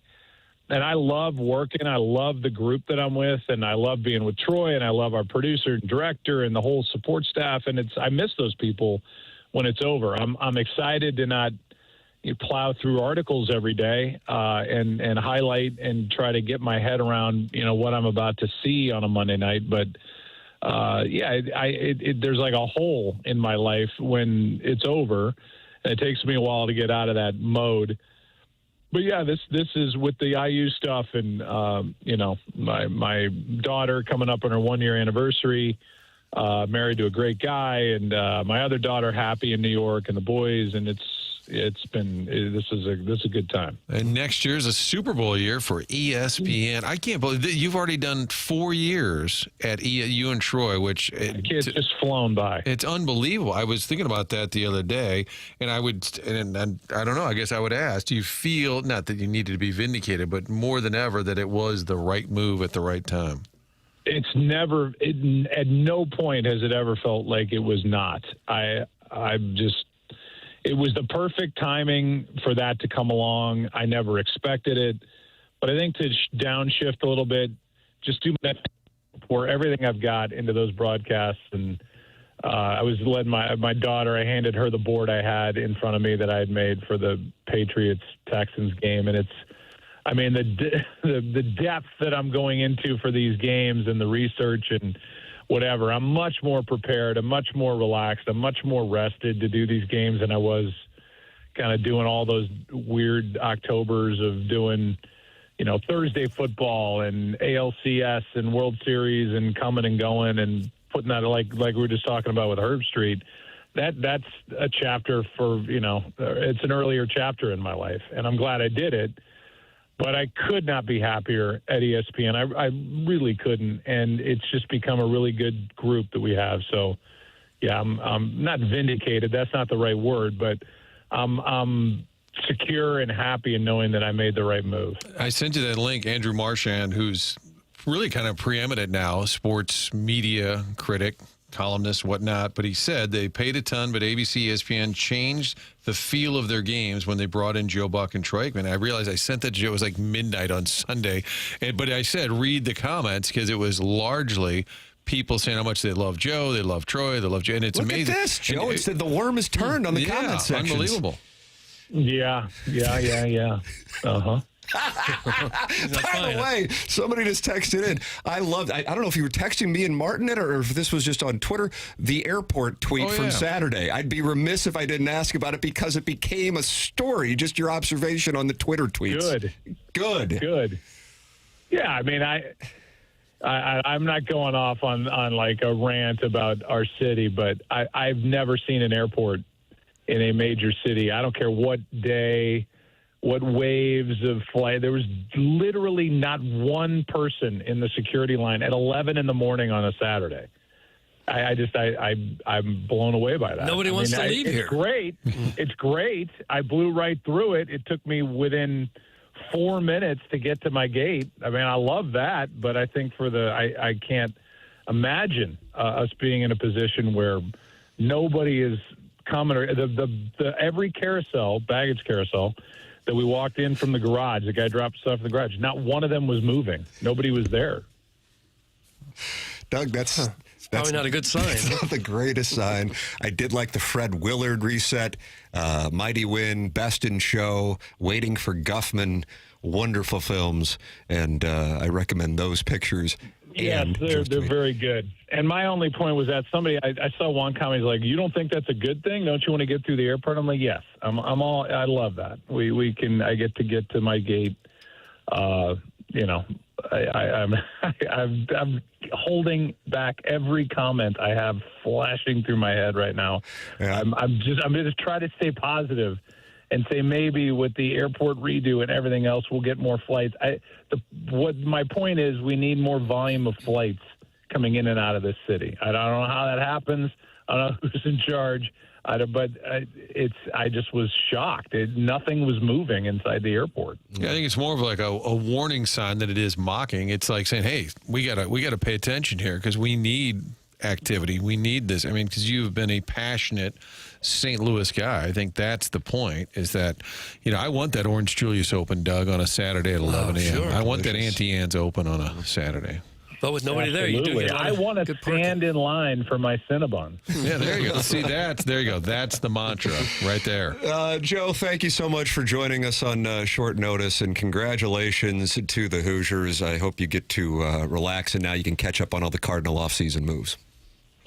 Yeah, just real quick before I hang up, just can you keep me up to date on what's happened so far? Doug? Well, we got rid of some good players and didn't get much back, and still are paying for those players. Right. That'll been the offseason. Summer on up for you. Okay, got it. Right. Hold on. Yeah, we're hoping to trade a few more. If it all goes well, if it all goes well, we'll trade a few more of them. Yeah. And if the Cardinals won't do it for you, the Blues might do it here over the next month and a half for you. So a lot of selling. Mm-hmm. Yeah. I'm all for selling. Amen. I'm all for selling. To get some activity in that airport. A lot of guys. Contreras got a flight out of town. Sonny Gray got a flight out of town. Arenado got a flight out of town. There you go. Now we got some momentum here. It's all happening. Yeah, there you go. We can just fill the airport with guys we trade. We'll get these guys out of there with no waiting. Thank you, Joe. All right, guys. Bye. So, yeah, it's Joe Buck with us here on the program, and God bless him. That's what I was watching Joe sign off and knew he was heading down to Miami, and watching Herb Street sign off on Monday night, and I'm thinking, God bless those guys. They got months of, especially like he said, Herb Street's going nonstop with Thursday night football, then game day on Saturday morning, then he calls the game usually in a different location. Whew, cats and dogs. A lot of talking, a lot of travel. I am telling you. So God bless, and Joe gets to cap it off with watching his alma mater win the national championship. Outstanding. 314-399-9646. You can text in two-part questions for Jeremy Rutherford, who's going to be in studio with us coming up here in the next segment. You can email in for the Design Air Heating and Cooling email today. That comes your way in an hour. Martin, you're a Design Air client. Doug's one. I'm one. Tell me about Design Air. Tim, not just a Design Air client, but a satisfied customer of Design Air. Love the whole process working with them. And when you meet Seth, you can tell he's got a great team, got a passion for the industry. It's a family-owned business, fourth generation. I love hearing the history of how it's evolved. Heating and cooling, comfort in your home, how that's changed over the years, and Design Air has kept up with all the changes, and that's a benefit to you when they come into your home. If it's a repair, they'll get things fixed. They'll get it right. But if you need a replacement, you need a new HVAC unit, they'll explain all of the industry trends, things that have changed. It is a bit of an education, and they do a great job with that. All the way through the installation, you will be satisfied. Great employees, just a great vibe when you work with Design Air. And if the heat goes out, the air conditioning goes out, it's a little stressful. You don't have to stress about anything when it's Design Air. They'll come in and get it fixed right, stand behind their work. Fourth generation, St. Louis-based, family-owned. That's all you need to know.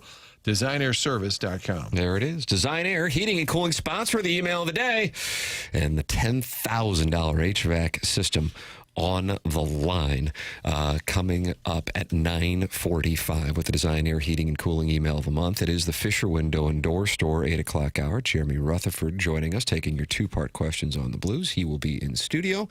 Tim McKernan, Doug Vaughn, and Martin Kilcoyne with you on the program from the Stiefel Studios. This is TMA, presented to you by Brown and Crouppen on 101 ESPN and the TMA STL YouTube channel.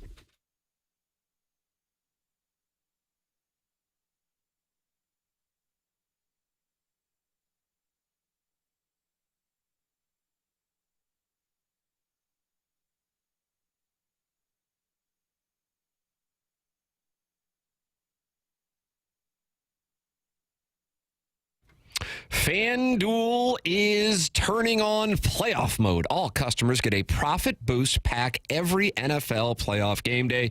Each game day during the championship round, you will find a pack loaded with multiple profit boosts waiting for you in the app. More boosts means more ways to level up your playoff bets. Pick the matchups you believe in, take your shot on an upset, or build a parlay that fits the moment. Jackson, are you going to give out a play here? I am. What do we got? In addition to those playoff boosts, FanDuel is also giving away some NBA profit boost, 25%. Tim, I'm using that as the Thunder head to the Cream City to take on the Bucks. The over of 226.5 for the Thunder and Bucks tonight. Doug, an over. Boost that up 25%. Pretty nice. Wow, how do you do? Then apply your profit boost, and you can go after even bigger payouts while the playoffs keep rolling. So visit FanDuel.com/local and grab your profit boost pack every NFL playoff game day. Must be 21 or older and present in Missouri. Opt-in required. Bonus issued as non-withdrawable profit boost tokens. Restrictions apply, including any token expiration and max wager amount. See terms at sportsbook.fanduel.com. Gambling problem? Call 1-800-GAMBLER.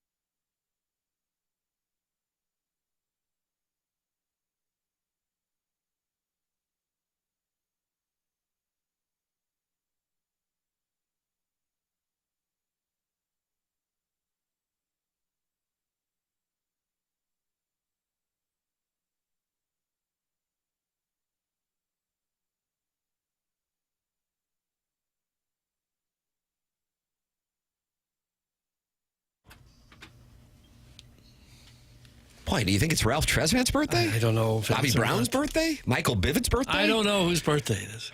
Ronnie Bell? Ricky DeVoe? Johnny Gill? I don't know. None of the above. Just felt like Mr. Telephone Man had been playing the while. Really? Okay. Jeremy Rutherford's going to be in studio with us. Joe Buck was on the Callier and Thompson phone lines in the previous segment, recounting the experience of watching his school, Indiana, win the national championship on Monday evening in Miami. And you can always go back and podcast, Schaefer Door Company podcast. Also, an article on KMOV.com that I think it's starting to get some attention. And we had Senator Eric Schmidt in studio on Friday, and he was in talking about his campaign to get the Billikens to the Big East, and then also his involvement with being on the Commerce Committee in college football and some changes to NIL and the transfer portal. But since then, now he's talking about St. Louis and the NFL. And so we will talk about that coming up at the top of the 9 o'clock hour. Jeremy Rutherford in studio next. We have only done 3 segments, and we're an hour and 45 minutes in. And real candidly, Doug, that isn't the time management that we usually practice, because we like these quick. Probably Jackson's fault. Thank you. But the boy's trying. Yep, exactly right. So JR is going to join us in the next segment. The table has been set here on the Polos Plus dossier as we are in the Fisher Window and Door store, 8 o'clock hour on TMA. Jeremy Rutherford in studio coming up. And you can send in your 2-part questions for JR at 314-399-9646, or open up your YouTube app, type TMA STL, and we will pull them from the Michelob Ultra YouTube chat. JR just walking into the studio right now, and we're going to talk it over with Jeremy Rutherford here in a matter of moments. I'm going to see Dr. Brandon Pryor today. I continue to have just, Doug, these toothaches. I mean, just brutal. Really? And he's going to fix me up real nice. Okay. Like, if you're struggling to eat steak, missing a tooth, dentures, it's floating around like a hockey puck, get to know Dr. Pryor at 100 West Dental. It's on Manchester in Baldwin. Complex rehabilitative dentistry, implants, reconstructions, giving you the ability to chew and smile back to 100%. Most dentists charge you $500 just to find out what's wrong, and that's not Dr. Pryor. And this is specific for the TMA audience. Dr. Pryor is waiving the cost of a 3D scan and implant consultation, and that's a $450 value on the house just to see if you're a good candidate. So here's what you can get. Get your smile and life back. Call 100 West Dental. It's 636-585-0100, or visit 100westdental.com to schedule right from your phone. Tell them that I sent you, and you get a complimentary implant consultation. That's 100 West Dental, Dr. Brandon Pryor on Manchester in Baldwin, 100westdental.com. Jeremy Rutherford in studio taking your 2-part questions next, and an update on Eric Schmidt's article regarding the NFL in St. Louis. You can read that at KMOV.com. That coming up at the top of the hour. This is TMA 101 ESPN.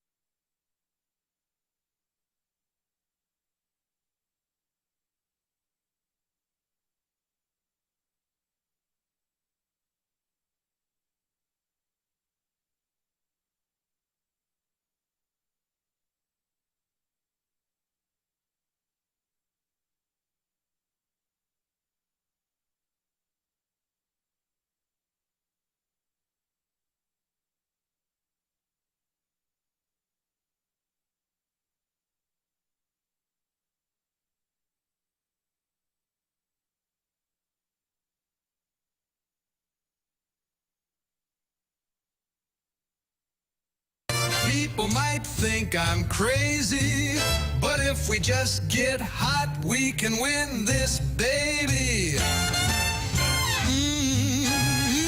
We can win this, baby.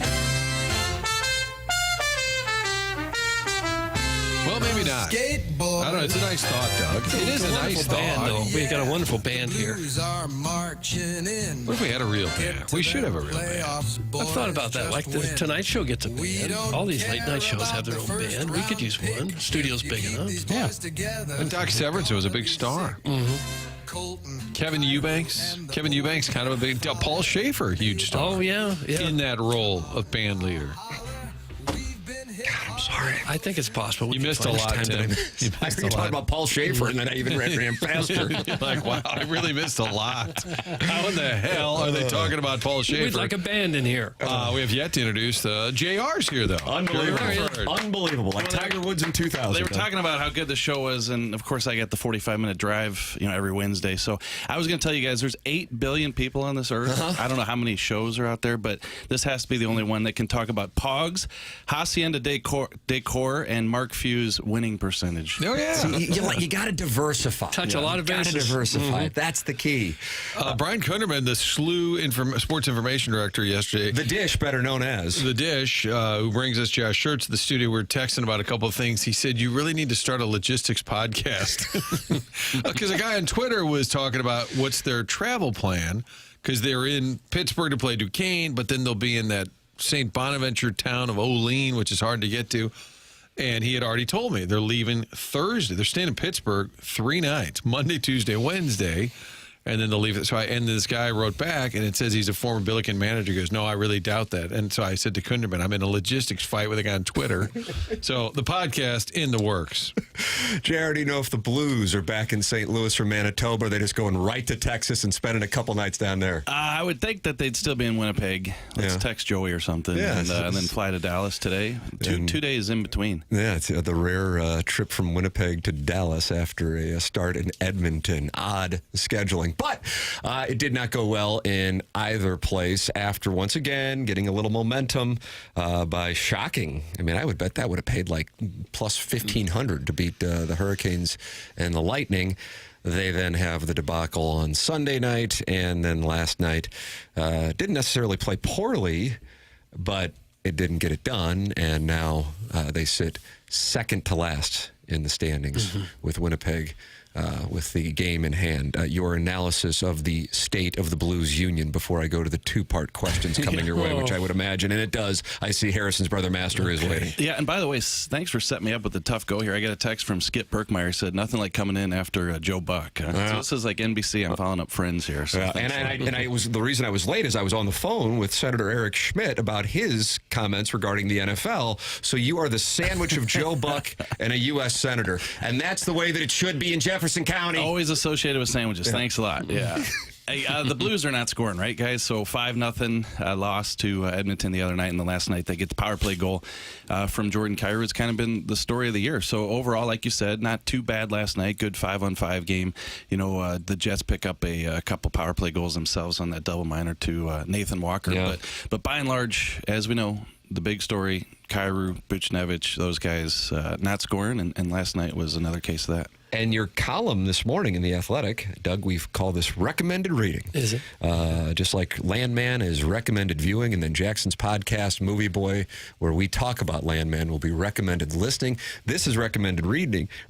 What would a Robert Thomas trade look like for the Blues? Comps, return, and would it be worth it? So you go into detail with Shayna Goldman, breaking down what this would look like, because Darren Dreger was talking about it, and we played that sound on Monday where he's like, number one, how does it even get to this point? And when scoring's at a premium on the market, a guy like him being available. So, JR, summarize, if you would, what you and Shayna came to the conclusion of. Yeah, and first of all, I just want to set the table here. Is it a possibility? Yes. Could they trade Robert Thomas? I've heard his name. You talk to people around the league, and his name's been out there. So, when Darren Dreger and those types of guys bring it up as well, they're hearing it when they talk to the NHL executives, and that's typically how that happens. Is if Doug Armstrong reaches out or he's fielding calls on a guy, then typically those guys will find out. So we wanted to set out and write a story about what that would look like.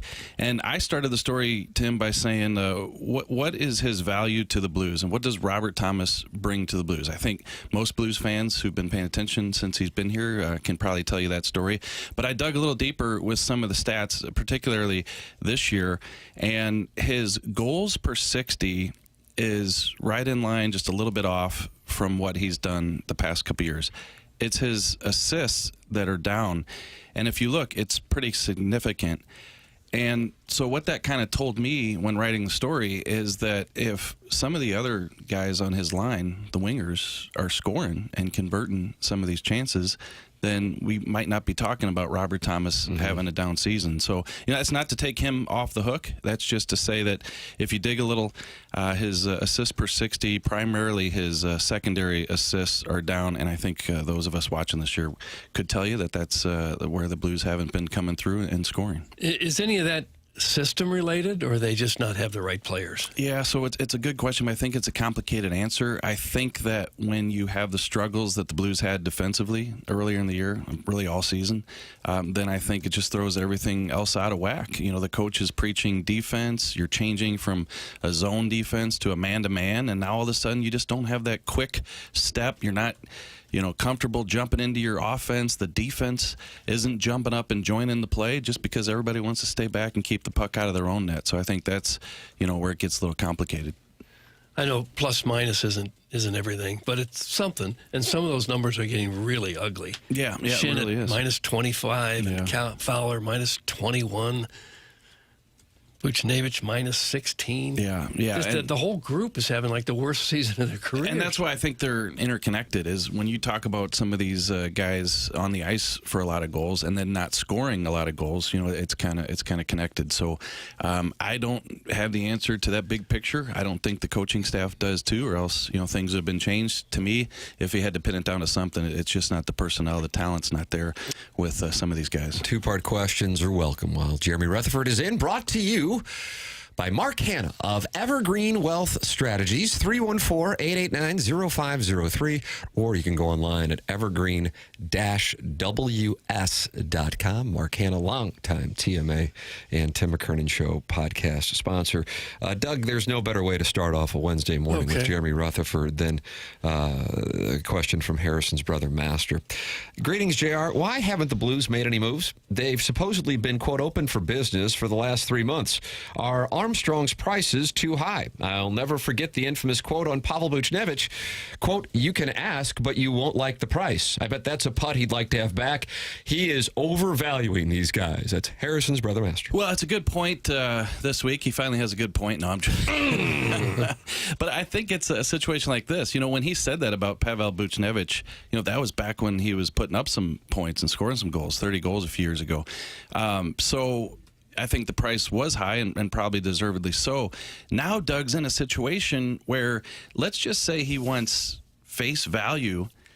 If teams are calling and offering less than face value, is he to make it? Is that going to make the Blues a better team? And maybe a lot of fans out there will say, yeah, if you can move those guys and you attach a pick, a sweetener, to move from those contracts, then that's going to help the Blues in the long run. If Doug found a move that could have done that, I'm sure he would have done it by now. But it's not there yet, and he's going to take his time to wait for that right move. We see the Anderson move over the weekend. Do you think that that's a domino that then gets things going, or that's not necessarily related to the Blues and how things could kickstart here? Yeah, I don't think so. I think there are a couple moves made. Sherwood went from Vancouver to San Jose, and then Anderson, Calgary to Vegas. And it does, in a way, kind of get things ignited in terms of when moves get going. You tend to see a string of them.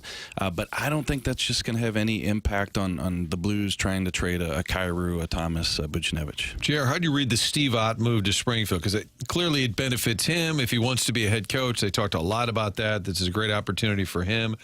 But does it benefit the big league club? Or was it, by design, like, hey, let's freshen up our staff here? Or was it simply done not just to appease him, but I guess they wanted the guy out in Springfield. What was your read? I think it's twofold. And before I, spell out that twofold, I think that first and foremost, what people have to understand is the respect that Doug Armstrong and Alexander Steen have for Steve Ott. So if people want to talk about, a change needed to be made with the staff this offseason going into next year, could the Blues have made a change and parted ways with a couple of these guys? They might.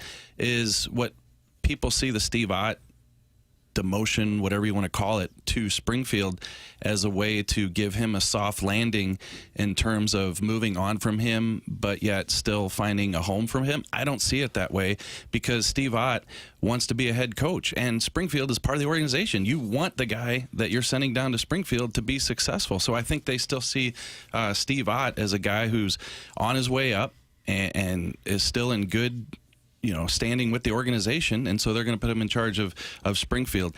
I do think that you probably will see some changes with the coaching staff this offseason, and, it looks like Steve Ott won't be back with the Blues staff, but, that could change depending on how he fares with Springfield. I would think it'd be a better job to be an assistant at the NHL level than a head coach in the minors. Is that not? Well, yeah. The only thing is Monty's on a 5-year deal, and if is Steve going to get a job in the NHL elsewhere just based on being an assistant with the Blues for 9 years? He could. If the Blues were top of the league and he was one of the hot up and coming assistants, then I suppose. But if that's not the case, then he's got to go get the feet wet in the minors. We had a text yesterday saying that there was a rumor. So I'm asking to try to get some clarity, if you have any, that he wanted the gig when Bannister got it, and that there was some frustration there.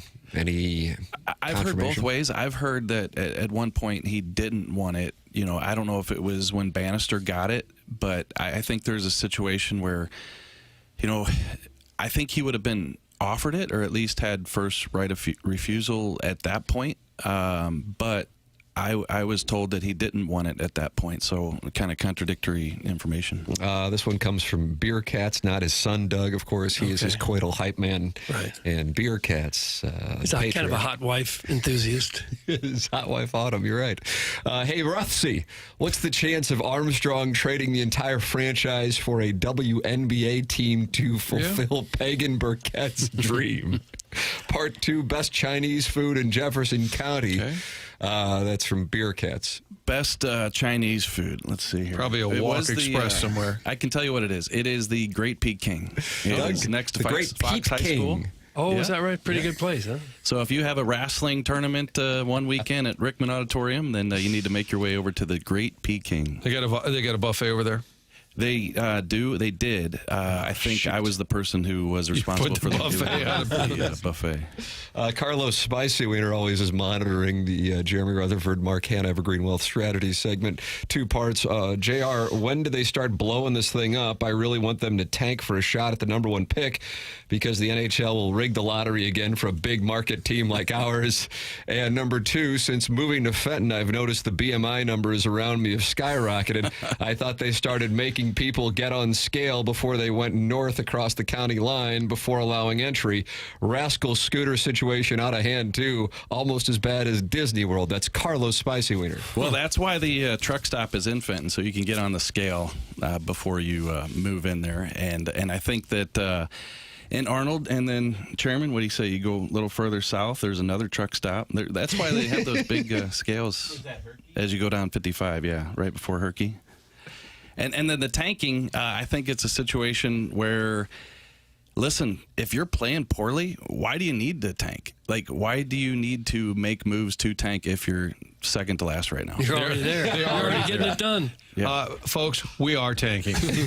We just didn't plan on it. If the league's going to rig the number 1 pick, it'd probably go to the Rangers, don't you think? Because they're horrible, too. Yeah, they're right there. And then you have Vancouver below you. Did you guys see that this week, The Athletic, you guys love the lists on The Athletic, and they changed their number 1 pick from Gavin McKenna. He was the number 1 pick on the past couple lists, and now it's Ivar Stenberg. Otto's brother is the projected number 1 overall pick in draft. So, Doug, are we going to have a Sedin situation? I don't know. Well, you would want as many of those changes as possible to let you know there's a lot of players out there, and even if they don't get the first pick, they're still going to get a quality guy down the road.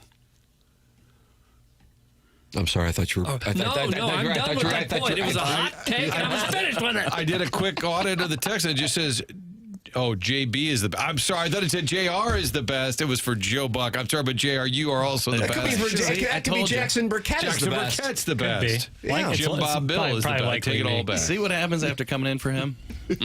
Yeah. All the J's. The goalie situation in Chicago. Binner, Hofer, and Ott. Seems this is a way to move from Ott. I feel Monty has lost the room. Doug, that's from the 618. What in the world? The goalie situation in Chicago, Binner, Hofer, and Ott. What do you make of that? The hell's he trying to say? Was that a reference to when Hofer wasn't ready in Chicago? Oh, Maybe. I don't know. Okay. Every time Hofer, I was just glad Hofer was out there at the beginning of the game last night, Doug. That means he was dressed and he was ready. Yeah, that situation is just blown over. They don't talk or worry about that. Yeah, no, I think there's been we got bigger bigger things since then. Yeah.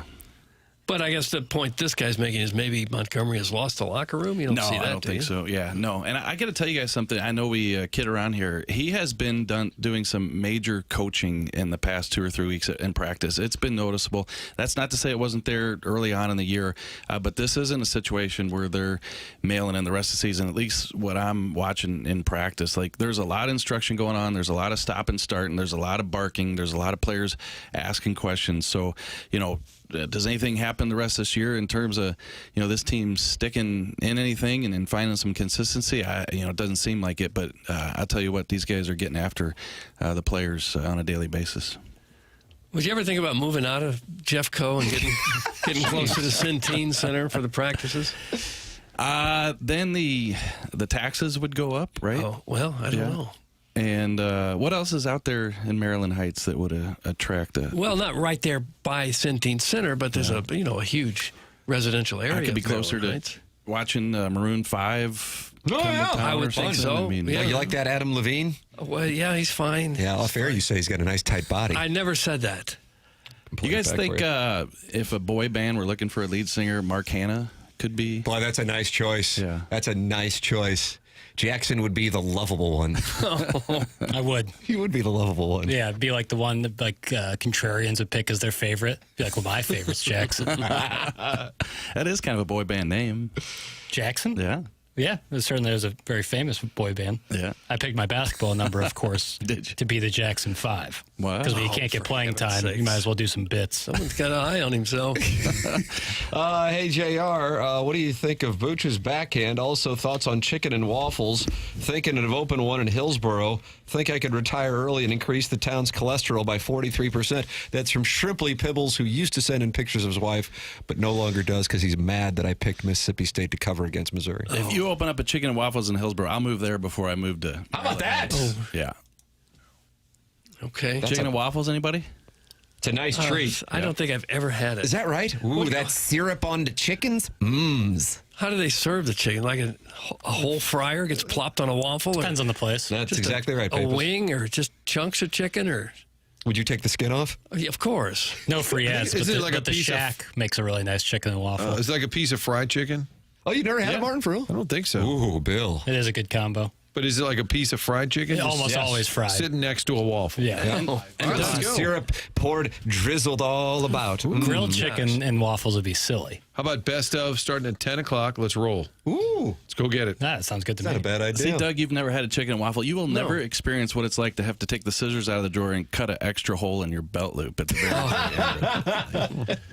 Yeah, you need to experience It that. sounded pretty specific. Hey, JR, if all the hot guys in the studio were on the trade block, who would have the highest trade value besides Tim? Also, are the rumors true that Canyon Cafe is moving from Frontenac to Arnold? That's from the self-made stay-at-home Ladue mom, and she's now in an alliance with Harrison's Brother Master and Sharon and Clayton. Well, I'm going to go with, this is going to be an upset here. I'm going to go with Jackson over Tim. Oh, wow. Is it the contract? The upstart. Yeah. It's the contract. Canyon Cafe, she's taking some heat today, right? Canyon Cafe, yeah. People are saying that there's a lot of Mexican places. Hacienda, Session Taco, yeah. formerly known as Mission Taco, and Canyon Cafe. It's so all going by crazy. the wayside this weekend, too, Yeah, JR. it's so crazy, guys. Martin, when you made that observation earlier, listening to the show on my 45-minute drive here, that Hacienda, where were they just not keeping up with anything there. Like the one or two times I've been there in the last 10 years, like this looks like the place I was at in 2002. Well, they kept expanding outward. I thought at one point they might just move on to Manchester because they just kept exploding the outside area, which was great, tons of fun. But on the occasion when you would go inside, you say, it needs a little paint. And I think the owner referenced, I believe, what I saw, the statement, something about the building needs a lot of work and everything's getting more expensive. But yeah, they certainly, I mean, they killed it outside for a while. And Doug, I don't know if you've had chicken and waffles, but these places, they do this thing. It's pretty cool. It's chips and salsa. Oh, I have had that. Oh, yeah. At that very restaurant, I've had it many times. Oh, yeah, we're almost at the 1 year anniversary of eating chicken wings in Florida. Papers, Doug and I, the three of us bonding, showmates for only a couple of months in, just enjoying life a little bit. And about a bite into that wing, Doug said, "That's about the worst thing you could put in your mouth." Because I got a whole plate of wings sitting in front of me, and wing one, I got the diatribe. Yeah. That's the week that Arenado showed up on time, right? Well, that's a tough talk. It's a tough talk. That same guy could be there again because he works for the Cardinals and he is Nolan's cousin, as it turns out. Yeah. Well, we broke the story. We did. Yeah, it's nice to have that kind of insight on a show. JR, you're heading down the hallway to do the Last Minute Blues podcast? Yes, we are. We're going to talk about that one goal last night that the Blues scored, and we're going to... Number 25, Doug. Can you get 3 hours out of that? We're going to try. He had 13 games without... I know that's been discussed on this show. Don't want to activate Bucko, but he had 13 games without a goal, so at least Cairo got off the schneid. Well, and that's the thing with the story today at The Athletic is the Thomas trade and what could it look like. Like, let's say you hypothetically do trade Robert Thomas. You still have huge question marks in Buchnevich and Cairo. So I don't know how things are fixed, even if you were to make a trade like that. Hey, real quick. I like to do arbitrary percentages. You may have heard me ask Martin for one on 15%. Your 45-minute drive. That's your 50%. No, I don't know. The question is, and that might be the right answer, percentage you would give, and I may have asked you this before. It's certainly possible. We all forget what the hell we say on here. Percentage that between now and the deadline that one of the three, 89, 25, 18, goes. I would say 10%. Really? Holy crap. That surprises me. I just think, March 6th right around the corner, and, is there a team that's in contention that's got room to add payroll that could... Yeah. So are you saying you think it's higher than that? I would have thought it's higher than that. Yeah. And you were just asking if just one of the three. One of them, yeah. Not to be clear, not all of them. Three. Yes, just one of the three. Gosh. I just see that you think that'd be higher too then, Martin? I would have guessed higher. Yeah. Yeah, I see that. I mean, it could happen. I just see it as a summer move, an off-season move. And that's even if it happens. So, are they trying? Yeah. But I think, Falk, Shen, those types of guys, that's 90-95%. Yeah. But I think the other guys. But for now, a lot of it's salary cap related. That the teams that are good, and near finding the cap. The right fit. Like this is for Harrison's brother. Here is okay. What would be an acceptable trade for Jordan Kyrou? Like, are you trading Jordan Kyrou for a guy who is a 20-goal scorer in the NHL, and are you going to be happy with that just to unload Jordan Kyrou? Because I don't think that's the way Doug Armstrong's looking at it. Well, okay. Be nice to have a 20. They may not have a 20-goal scorer this year. Hey, good point. They're on a pace to not have one. That Scheifele got his 25th last night. I'm like, can you imagine having a guy with, and they're having a terrible year, but they got a guy with 25 goals. Yeah. And if you can trade Buchnevich and you rid yourself of the last 5 years of the contract and you bring back an NHL player, maybe you could be happy with that. But I think Doug has to, wait to see if anybody's going to step up and want to make a move like that. And then when those offers potentially do come in, which is the best one. That's why I just think it's going to take more time than really. How much could you expect to get for a guy who's not performing very well? Makes a lot of money, and it's a long-term contract. Yeah. And I'm just trying to look at it from a perspective of if there is a deal. Like, people could be listening to this, Doug could be listening to this and say, look, nobody's calling on Buchnevich. Hey, I get it. I agree with that. I'm just saying that if you're looking at it from the idea of you want to make this trade, it's going to take some time. Chaim Bloom, you get it. Here you go. You want to just take this guy, maybe he goes to Boston, and just give him a bunch of money. Yeah. That's the model, Doug. Well, it would put more people in the airport.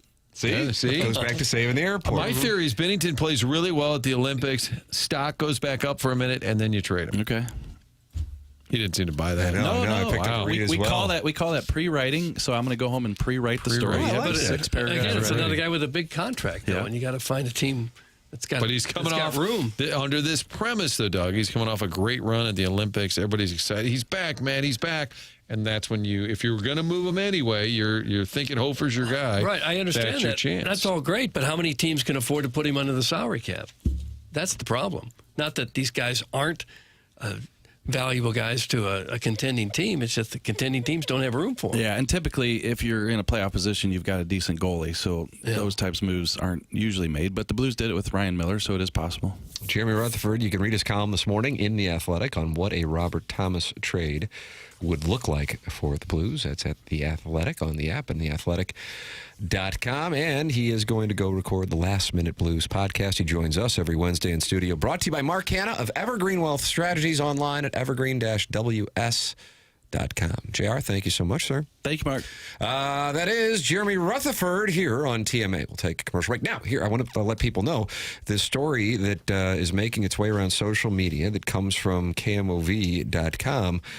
Senator Eric Schmidt wants the NFL back in St. Louis. We will read the story, and I talked with the senator in between commercial breaks and give you some context on what he had to say regarding it. That is coming up on the other side of the break. It is TMA 101 ESPN.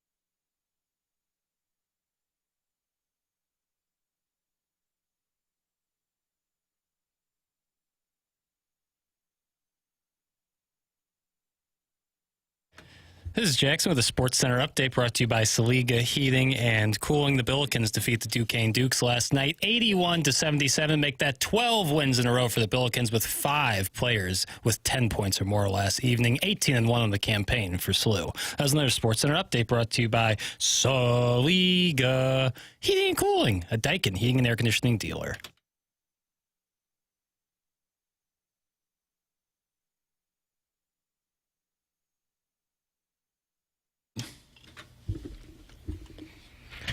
I mean, what is Jackson doing today? Shy if I ever fall in love, Doug? God, I mean, does this take you back to the mixers? Not so much, because this wasn't playing during my mixer days. Did you go to sock hops? Yeah. The girls wore poodle skirts. I wore pink tux. You tried talking to your best gal? I did, yeah. I like that. What was the impetus for Shies if I ever fall in love? Well, you're just having a big day. Yeah, that 90s R&B's Essentials on Apple Music is a treasure trove of it is indeed wonderful mixes. So figured it's time to knock the dust off this one and bring it back. Oh, Jackson Burkett having a huge show here on the Morning After. It is the 9 o'clock hour, which is presented to you by Mark Hanna of Evergreen Wealth Strategies, who also is the sponsor of Jeremy Rutherford's weekly appearances on the program. Joe Buck with us in the 8 o'clock hour, and you can always go back and podcast like the Dickens. And the podcast is brought to you by Schaefer Door Company. Our studio sponsor is Stiefel, and we are grateful to have a company as prestigious as Stiefel as the studio sponsor here on the Morning After. Coming up at 9:45, we will have the Design Air Heating and Cooling email today, the Morning After at InsideSTL.com. That is coming your way at 9:45. Send your emails in the Morning After at InsideSTL.com. The program is brought to you by Brown and Crouppen online at GetBC.com. Brody Herman, son of Ed Herman, came in yesterday, Doug, and he just dropped knowledge for like 25 straight minutes. We got knowledge. Brown and Crouppen comes in the studio because they are local. And if you're in a spot where you need a personal injury attorney, don't you want somebody who is local? That's Brown and Crouppen, founded in St. Louis in 1979 and still right here in the St. Louis area after more than 45 years of practicing in St. Louis. If you think you may need Brown and Crouppen services, call 314-222-2222 or go to getbc.com. Make sure you let them know you heard about them on TMA. And remember, the choice of a lawyer is an important decision and should not be based solely on advertisements. A gentleman by the name of Colonel Angus is not happy, and he says, when is the podcast going to load? Oh, gosh. Went long on the first segment, so... A lot of college basketball talk. Yeah, and then we also had Joe Buck on, so we didn't really break for that till like 8:40, so it's coming. It's up now. It's up. There you go. Okay, sometimes it takes a second. That's the title of the segment, Chairman. You pride yourselves on the titles of the segments. Segment hour 1 is the one you're talking about, right? That's right. That is titled... God, this is taking longer than I thought. What is the name of Victorious but Still Broke. Victorious but Still Broke. Okay. I forget the context of that, but... I enjoy the podcasting that happens, and people will text me later in the day. BJ Rains lives out in Idaho, and he said... By the way, Garrett Stevenson teaches pitching to kids in Boise. I'm like, Garrett, we were talking about earlier in the day, and I couldn't remember why, but we did, and there's an answer. See? Doesn't seem like there's a lot of pitchers coming out of the Boise area. Maybe he's not doing that good a job. Jeez, going after Garrett Stevenson and his work with the kids. Garrett Stevenson, hot topic on the program yesterday, showing that we are at the forefront of the current events. Now, this is a hot topic. Had you guys heard about this interview at all coming into today's show? I know I asked you off air leading into the program at the big show prep meeting that starts at 6:59. But Senator Eric Schmidt, who was in studio with us, did an interview with KMOV, and the headline has gotten some attention. Martin, you were not familiar with it? Not at all. Doug, you were not familiar? Well, I'd seen some of it, yeah. Oh, you had? Okay. I saw some of it when it was on TV. Still watching KMOV. How about that, Martin? Yeah. Loyal to the soil. How's the Five Fox feel about that? It's your new gig. I don't tell him. So this article came out on KMOV.com, and it says St. Louis has been hit hard by the NFL exodus. First came the Cardinals in '88, then the Rams in 2016. Now, with the Chiefs set to leave Missouri in 2031, the region faces a grim reality. 3 NFL franchises lost in just 4 decades. I have to say respectfully, Martin, I can tell by the facial expression. I think the Chiefs moving across the state line is the equivalent of a team moving across the country. If we could just and parse it's also that not really our team, I say, of course, with all due respect. But there is a new push to bring professional football back to the Gateway City, and it's coming from an unlikely champion. Senator Eric Schmidt has been making headlines for his efforts to bring more high-profile sports to St. Louis, including a push for St. Louis University to join the Big East. But when we sat down with him, the conversation turned to something even bigger, getting an NFL team back. As a former Rams season ticket holder, Schmidt knows the sting of losing a team. Quote, I was a Rams season ticket holder for years. It was a shame that they left St. Louis. St. Louis deserves an NFL team, he said, end quote. When asked the critical question about public funding, here is how the conversation went. The reporter from KMOV, and Doug, you worked with this gentleman, David Amolati. Am I pronouncing it? I don't want to be mispronouncing his name. Should public dollars be used for that? Do we need to give tax dollars to billionaires? And Senator Schmidt responds, I don't think so. I actually think from some of the settlement money, if you did it right, if you invested that right now, you could probably build a stadium with the settlement dollars they got from them leaving. That would be my approach. Schmidt is referring to the settlement St. Louis received when the Rams departed in 2016. His idea is to tap that fund to build a stadium without burdening local taxpayers. I was not aware of that article. I woke up this morning and Senator Schmidt had texted me and saying, hey, it would be good to talk about this off the air so I can give you some context. And I texted him when I got up and said, hey, if you got time before 7 o'clock, I'd love to hear the context you're talking about. And we just got a chance to talk off air about, 25 minutes ago. And he said, I want to make sure the audience knows that when I did this interview, I was asked about 20 questions. It wasn't like we sat down to talk about the NFL returning to St. Louis. He said, now, with that established, so he wants to make it clear that it's not on his agenda. He's not making the rounds to promote this. Correct. I mean, when he was in studio with us 5 days ago, it didn't even cross my mind to ask about it because it's not something that, in my mind, is even remotely close to happening. In addition, as strange as it might sound, something that we were talking about off air here is while that settlement money from the Rams is, a nice amount of money, it isn't going to get you remotely close to home on building a stadium in 2026 or 2030 or whatever it would be. And as I was talking with the senator on the phone, the money isn't just like sitting somewhere. Some of it went to the city, some of it went to the county, some of it went to the CVC, a third of it went to the attorneys who slayed the dragon, and so it's been divvied up.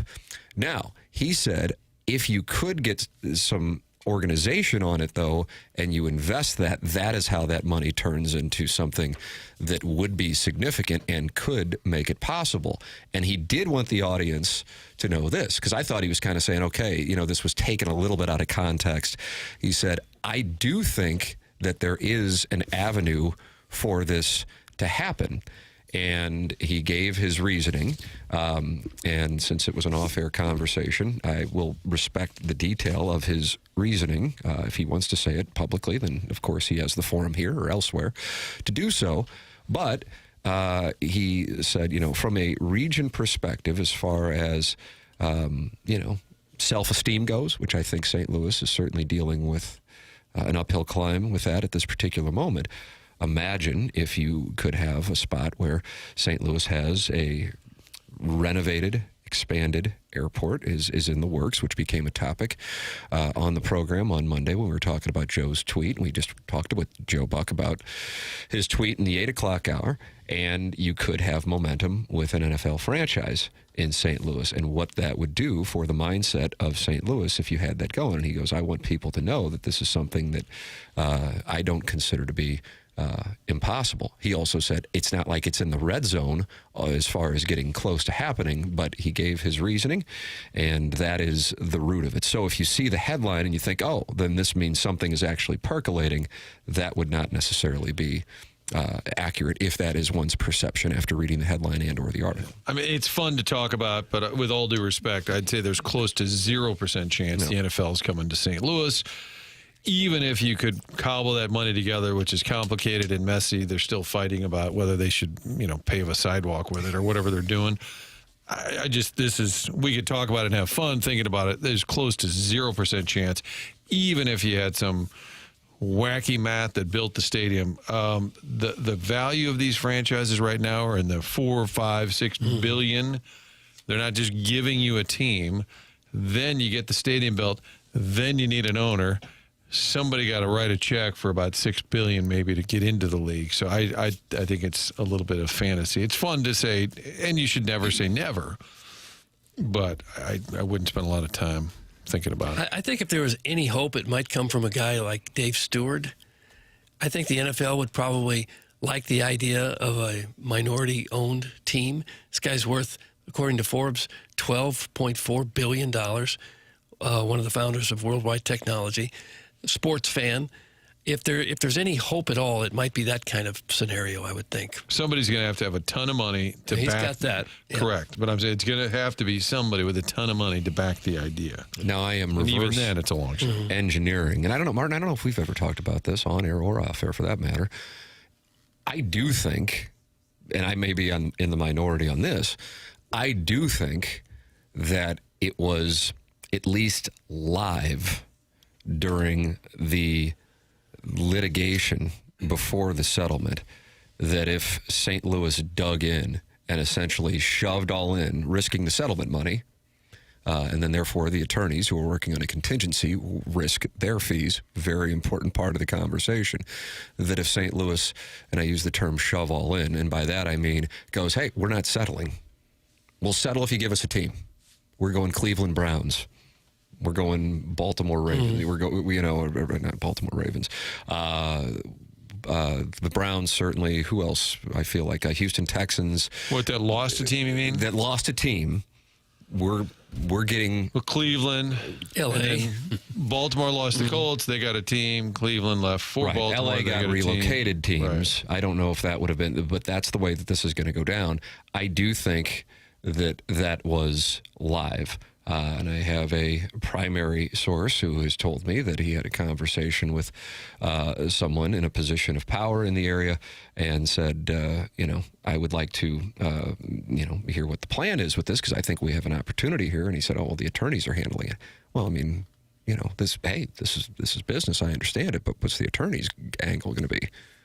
they're getting the paid. Absolutely. So that goes back to the leadership. When I have an attorney, the attorney gives me counsel, but the attorney still gets compensated for me. So I'm still calling the shots. I want the counsel, but I'm still calling the shots. And I don't think that that's necessarily what was going on in the case of St. Louis's leadership during that process. Now, one might say there was no chance in hell that was going to happen, and that is a fantasy, so, you're wasting your time on it. That, if there was a time, that is when I think it would have been more live than it is now. Well, I would agree it was your one chance, your one shot at it, but I would still say that's even a real long shot. So how does that play out? Hey, we want to settle. St. Louis says no. So what's next? Do you go to court? Are you really going to have Kroenke in court, that kind of thing that never happens with billionaires? I don't know how that would have played out if they kind of got to the table and each side kind of had a stare down. But I don't think the NFL had any interest. I agree with that. But you're saying they would have been forced to? I think you can put them to the test, and I think that is, this money, we hear about the settlement money. I mean, Doug, you were saying this from the beginning. I don't know what year it was that St. Louis got it. Was it 6 years ago at this point? and seems about right. How it's just been, and now it's being used to fund debt. And, St. Louis County debt. Gee, and there was talk earlier that they would fund it to provide health care for the children of the Board of Aldermen. Give me a break. So he answered a question. So the Chiefs moving across the state lines, leaving the state of Missouri was the jumping off point, apparently. I have not seen the interview. And therefore, hey, what about an NFL team? Could we ever get an NFL team? And that's where Eric said, hey, I think we could. Right. But it was not, with regard to Senator Schmidt appearing on this program, the background, and Martin, you know because you were the one who got it done, he reached out to you. It turns out he's a TMA listener, but he reached out to you and wanted to talk on the show about St. Louis University in the Big East, and also he's on the Commerce Committee and college football in these meetings that he attended in Washington, D.C. So that's how that came to pass. He reached out to you, and that's why he was in studio on Friday. There was not one mention of the NFL, and none of us asked about the NFL because we are all operating on the premise that's as close to 0% of a chance as you could possibly have. So then this article comes out, and then the reporter, David Amilati of KMOV, then follows up Senator Schmidt's comments by reaching out to St. Charles County Executive Steve Ellman and getting his response to it. County Executive Ellman says, if you were ever going to have a stadium, the demographic center of this Missouri part of the region is at 141 and I-64. That's where it would need to be. Doug... There's nowhere to build a stadium. Woods Mill Road is going to have an NFL stadium. Perhaps that could really help out business at Paulie Botto's. I guess maybe he's identified that as the absolute center of the population in St. Louis. That doesn't mean a stadium has to go there. It could go close, I suppose, but there's nothing there. So this St. Louis County location will be critical to any viable bid. When asked if St. Charles County could contribute financially, Ellman was blunt, quote, I don't think we would have money to put into it. End quote. Okay. However, he offered a nuanced take on the settlement money idea. Half the cost of the Dome at America Center was paid for by taxpayers, he noted, suggesting the state, not just local officials, should have a say in how Rams settlement money funds are allocated. Ellman also cited decades of research. Quote, for the last 30 years, we've seen study after study show that subsidizing these sports teams really is not financially beneficial to the region. We are lucky to have the sports teams we have. We need to do what we need to so they stay here. But the price tag to bring an NFL team here might be more than I am willing to pay, he said. Perhaps most sobering, Ellman raised the specter of the lawsuit St. Louis filed against the NFL over the Rams relocation. Quote, when you lose a lawsuit like that, it may take a long time to forget about it. Even if it's in their financial interest to be here, you will have to overcome some lost feelings right now. I think that would be a problem. But Ellman wasn't entirely pessimistic. He pointed to a model that could work. The Regional Police Training Center, currently developed by St. Louis County, Jefferson County, Franklin County, and hopefully the city of St. Louis. Quote, I've said all along, if we can make that work on a smaller project, maybe we could do something on a larger scale, Ellman explained. I hope it would look like the collaboration we have had the last few years on that project. St. Louis County Executive Sam Page responded to KMOV's inquiry with cautious optimism. His spokesperson offered the following, quote, the first priority is to address the service reductions triggered by county council budget cuts. The NFL funds are important to help cover public safety and public health. Once we have a stable revenue source, NFL funds could be used as part of a creative package to attract an NFL team. In other words, Dr. Page would support the St. Louis region getting another team and is willing to work with Senator Schmidt on creative proposals, but only after immediate budget pressures are addressed. And then Mayor Kara Spencer's spokesperson said the city of St. Louis would welcome discussions with the NFL and any professional sports leagues about becoming home to a team, but we have had no recent conversations with the NFL. So there you go. All of the politicians are going to say, sure, I'd love that. Now, who's going to say, no way, we don't want the NFL? And they're all going to say, sure, we love it. But I really think it's going to take some extremely wealthy person, individual, to do it. Because if it's put to a vote, do you want taxpayers to pay for a stadium? That'll never pass. Guys, I think County Executive Ellman was actually saying 364 and 141, but it was not quoted properly. Because that would make a lot more sense. Well, it didn't make sense that the St. Charles County executive was talking about something over in Chesterfield. I didn't get that. So, yeah, 364, which would be the Page extension. going across that bridge area there, right by all the soccer fields. That's Maryland Heights area. Right. Yeah. So that would make more sense if somebody from St. Charles would be pointing to that area, where you have Family Arena kind of. You could build quite a stadium there if they could acquire the property, because there's lots of land there. But again, I think it's all. I'm not trying to be mean, but I think it's kind of all silly. But fun to dream. I'm sorry, kids, dream. Papers, I hope you and your kids have an NFL team. That'd be great, man. Just hang in there. What percentage you put on, Shane? 2. 2?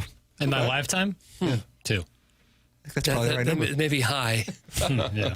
I wish when they got this settlement money, they just said, hey, Stiefel, invest this for us. And it'd probably be worth twice as much today as it was when they got it. Because the RSA and actually the RSA, which runs the Dome, they also the other question I have is Rams Park. Kroenke could buy it for $1. I feel like that date has passed. I don't know what's going on with that. But the RSA that operates the Rams Park and the Dome, they started the lawsuit, and I think it started it. The lawyers will tell you that this whole thing started with like an $18 million lawsuit, and then it grew from there. The more they dug in and realized there could be damages. I think Smithers, his comment to the LA Times, is the launching point for the whole it's unbelievable. Corruption part of it. So great. Telling Ram Farmer that I remember the date specifically, looking out my eye. Like, wow, it really was all a big lie. Thanks for admitting it. Oh, God. Guys, so my takeaway is the next NFL team in St. Louis is going to play at Parkway West. That's from Uncle Brendy. Doug the Longhorns will share a stadium. I think that might be the Pattonville area, Maryland Heights. But they're saying if the quote was 64 and 141 over there at Woods Mill, you have to get rid of a lot of houses to squish a stadium into there. Nothing happening there. I think that was that does appear to be a mistake. Yeah. Guys, the St. Louis side was never going to agree to another team when money was offered because they knew they could get the money and consistently dip into that money and personally use it with intent on never using it for what it was intended for, which is exactly what has been happening. It's from the 314. Yeah, I don't believe when that settlement was announced that it was celebrated as a way to fund debt. No. It's look at all the new things we can build with this and all the great things that'll happen. And what's happened since? We got a deficit. We're going to dip into it. Yep. Yeah. You got the Design Air Heating and Cooling email of the day coming up in the next segment. It's TMA 101 ESPN.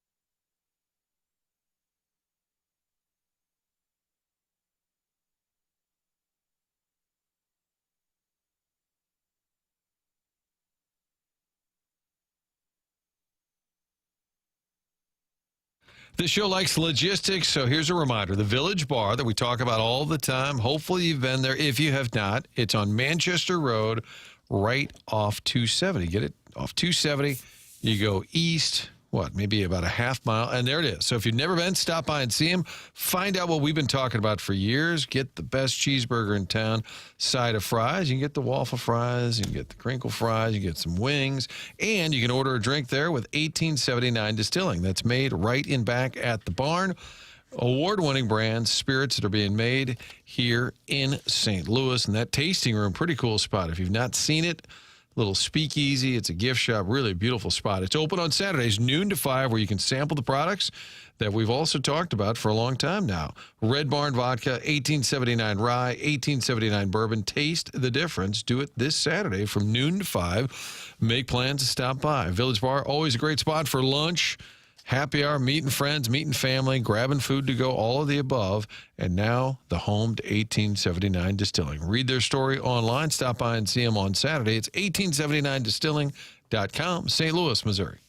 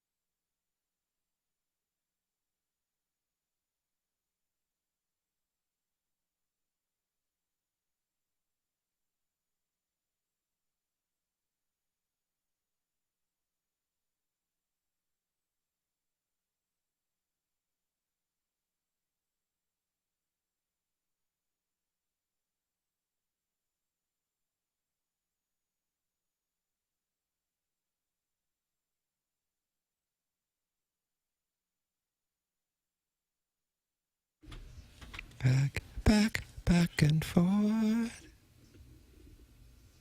Back and forth. Doug Aaliyah. Aaliyah, okay. Just nice to hear from her again. CMA 101 ESPN.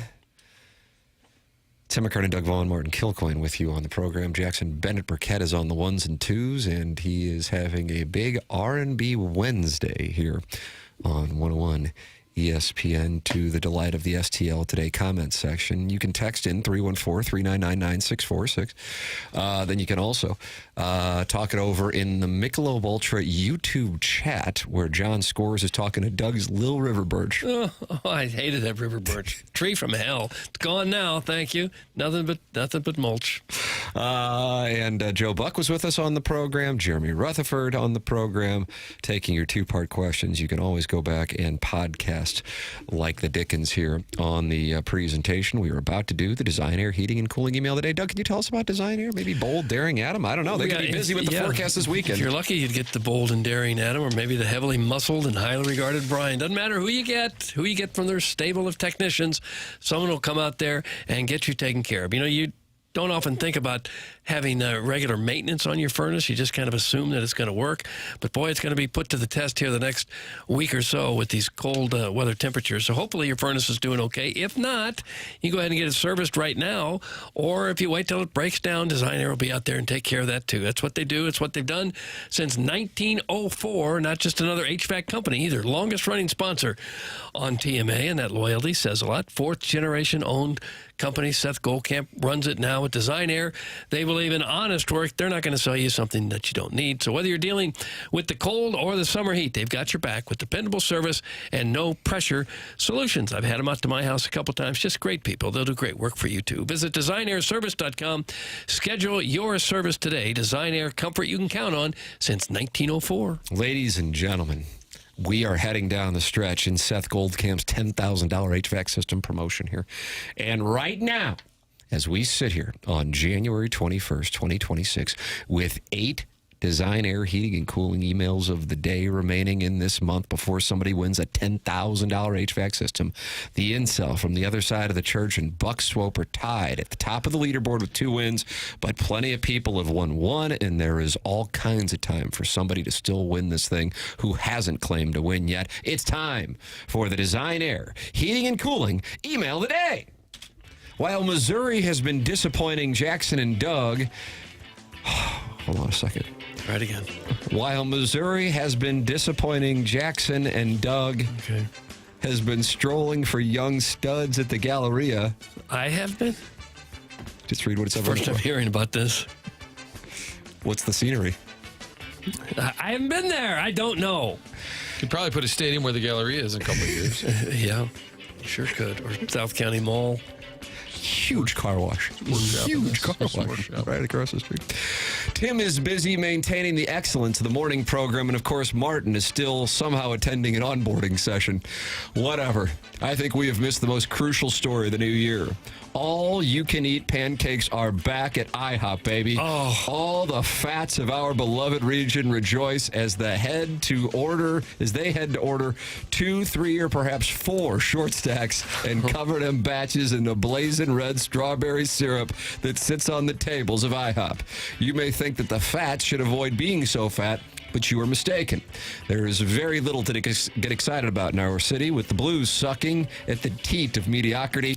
The Cardinals are in full-on rebuild as the DeWitts are plotting the move to Nashville. Missouri is perhaps the most underachieving major university athletic program in the world. Jackson, how do you feel about that statement? Untrue. So the fact that the fats can waddle into IHOP and settle in for a while and enjoy those fluffy cakes, we have to be thankful. Tim's voice is what gets us all through the morning, and we just have to manage until he returns to the air at 7 a.m. sharp the following day, and that's where cakes come in. Proofread.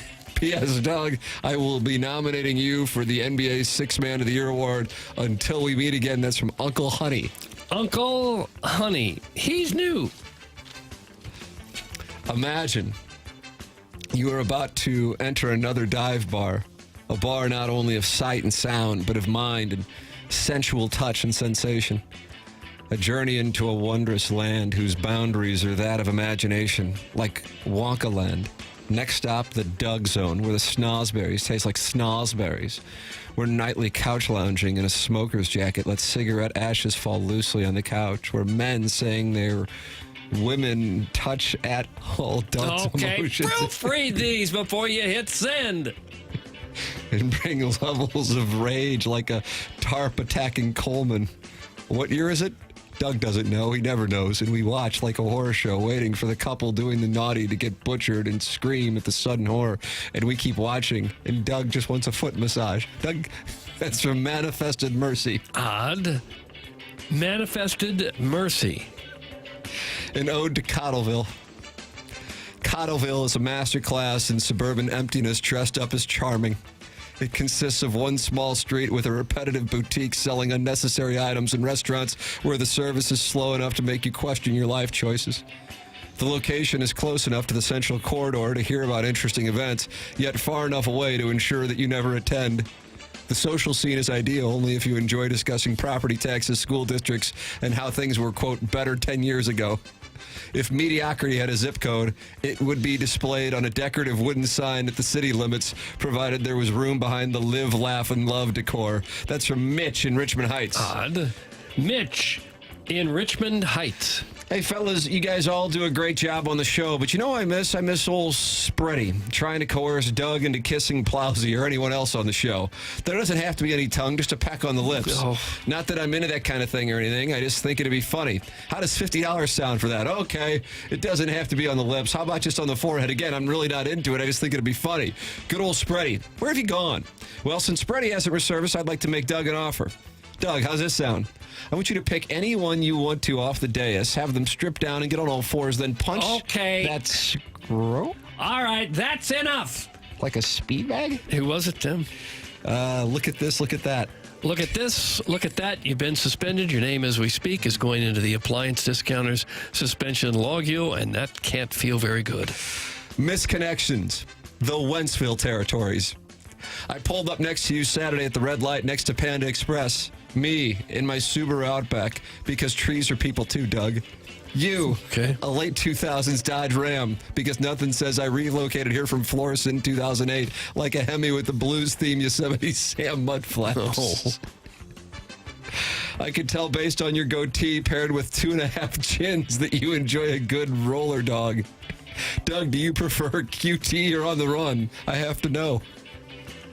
Well, there's a mobile on the run right down the street here. I hit that pretty much. But I don't discriminate against QT. I'm a fan of that, too. A breathable fabric fishing shirt in January because at your build, you're always sweating no matter the temps outside. Ooh, you're a bad boy.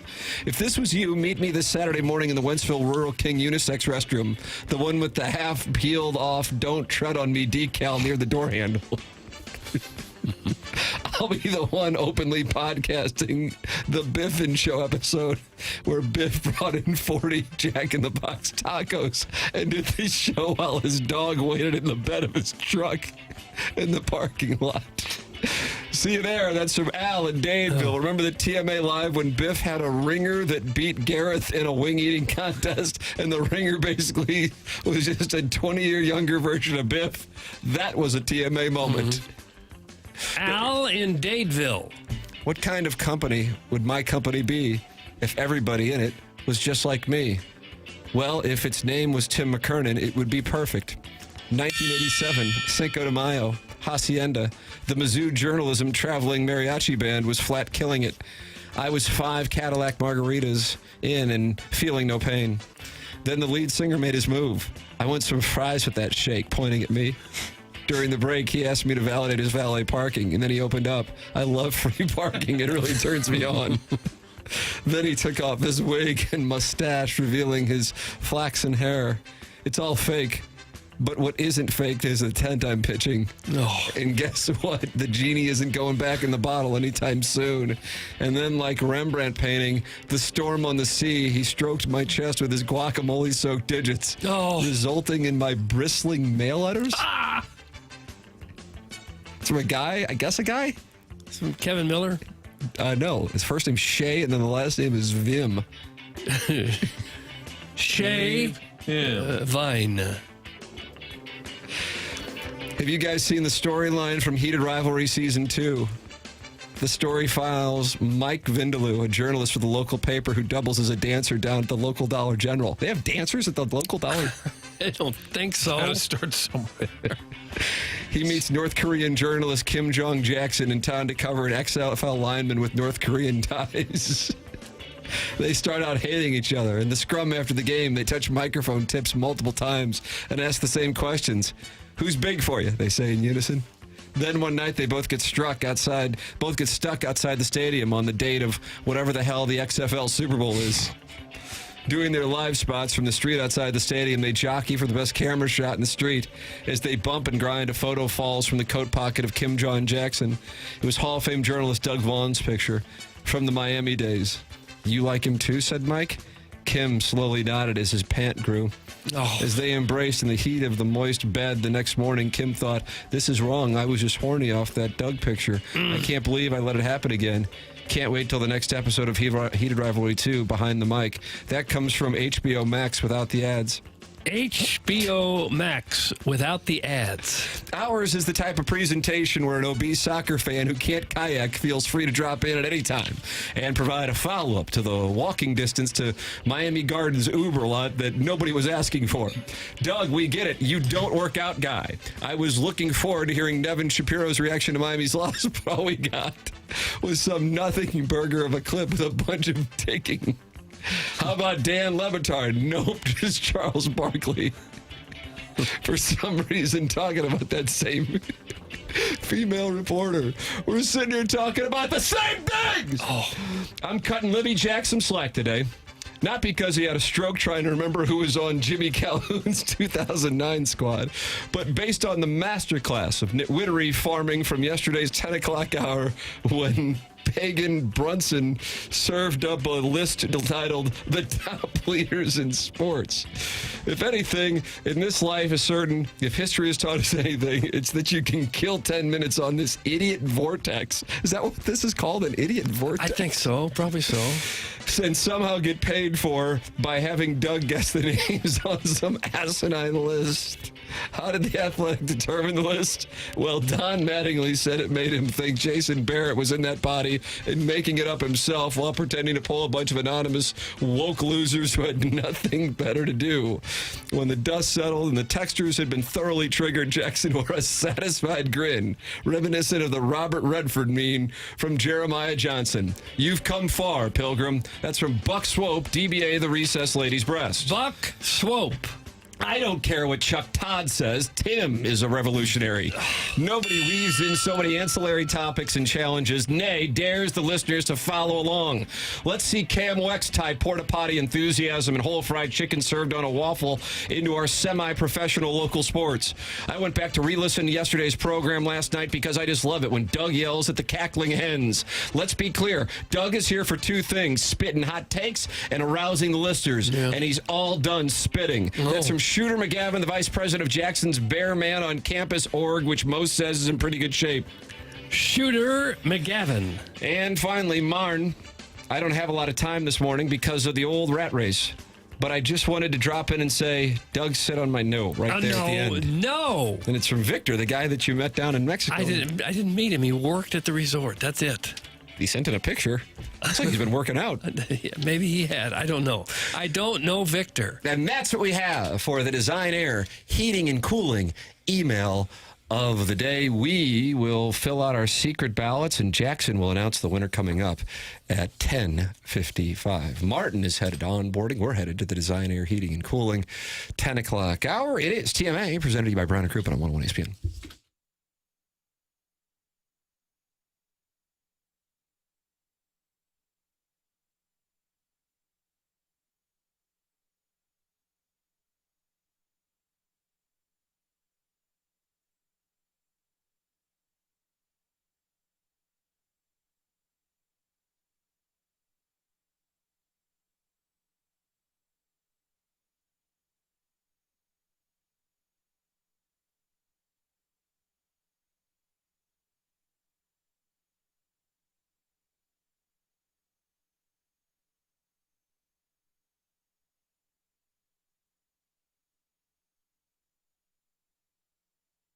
Michael's has been family and locally owned for over 30 years and online at igotfloored.com. Michael's Passions Flooring. When you order from him, he wants you to have the best experience for the best price. Just come in or talk to the staff, and you're going to see the difference. They want to make sure they suggest the best thing for you, not pushing what corporate's telling them they have too much of. There is a reason that Michael's Flooring has continued to grow through 31 years. Employees love working for him as they feel like family, and he makes sure they're taken care of, and this then rubs off to the families buying the product as they know they have the best interest of the buyers. They have it all, but carpet's awesome, and it's back. They have so many varieties of all flooring and have 3 easy-to-get to locations in St. Louis. They are in the following locations: Creve Coeur, Darden Prairie, and St. Peter's. Come see why people are loving getting floored by Michael, and make sure you visit igotfloored.com.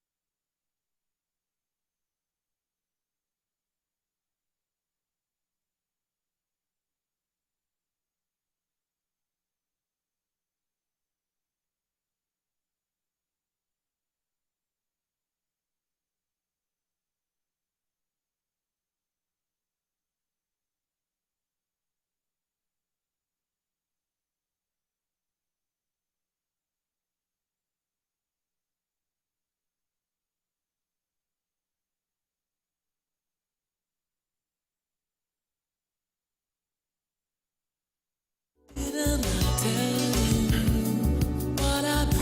a Sade lately. And it was her birthday last week. I didn't want to play this one. The second before we came back, my Apple Music crashed on me, so I had to work quickly. What were you going to play, boy? What the hell is it called? I don't know. Like most of these songs, I'm just playing them off this. I'll find it and play in the next segment. Nice. Something to look forward to. Getting better at teasing. It's TMA 101 ESPN. Oh, boy. Doug, they are not happy with us? Yeah, the 636.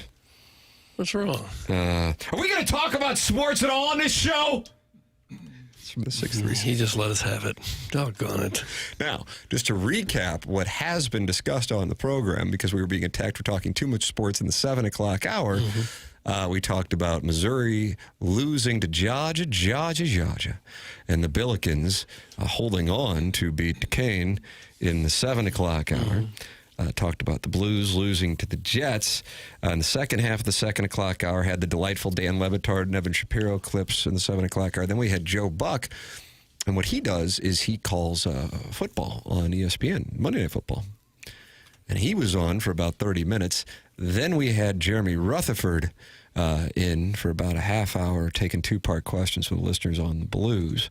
And then United States Senator has chosen this show to discuss his activities when it comes to campaigning for St. Louis University into the Big East, NIL and portal reform in college football, and clarifying an article, and he reached out to us to clarify that with regard to the NFL in St. Louis. So that's what's been discussed on the show for the first 2 hours and 45 minutes before we got to the design, air, heating, and cooling email today, Doug. That's a recap. Okay, that's a lot of sports. It's also an invite to get a taste. A taste of what?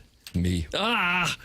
You can do the same, 314-399-9646. I guess if you're not talking about a second-to-last place hockey team, you're not talking sports. With probably not. Some. Yeah. And let me let you know that you're never, ever going to get that on this program. And I mean never. Okay. Or they can taste something. That's Watch exactly out. Here right. comes Suckboy Tony. Yeah, here he comes. That's exactly right. So that's what you got. 314-399-9646. That is what you can get involved in the Air Comfort Service text inbox. Then you got this YouTube chat. That's brought to you by Michelob Ultra, youtube.com/TMASTL. And, of course, you can always get involved in the program by calling McCallier and Thompson. Phone lines 314-974-0101. Tim McKernan, Doug Vaughn, Chairman Kurtz sliding into the dais here as Martin goes to deal with that onboarding process. It's just a process, you know? It's just a process. A lot to it, sure.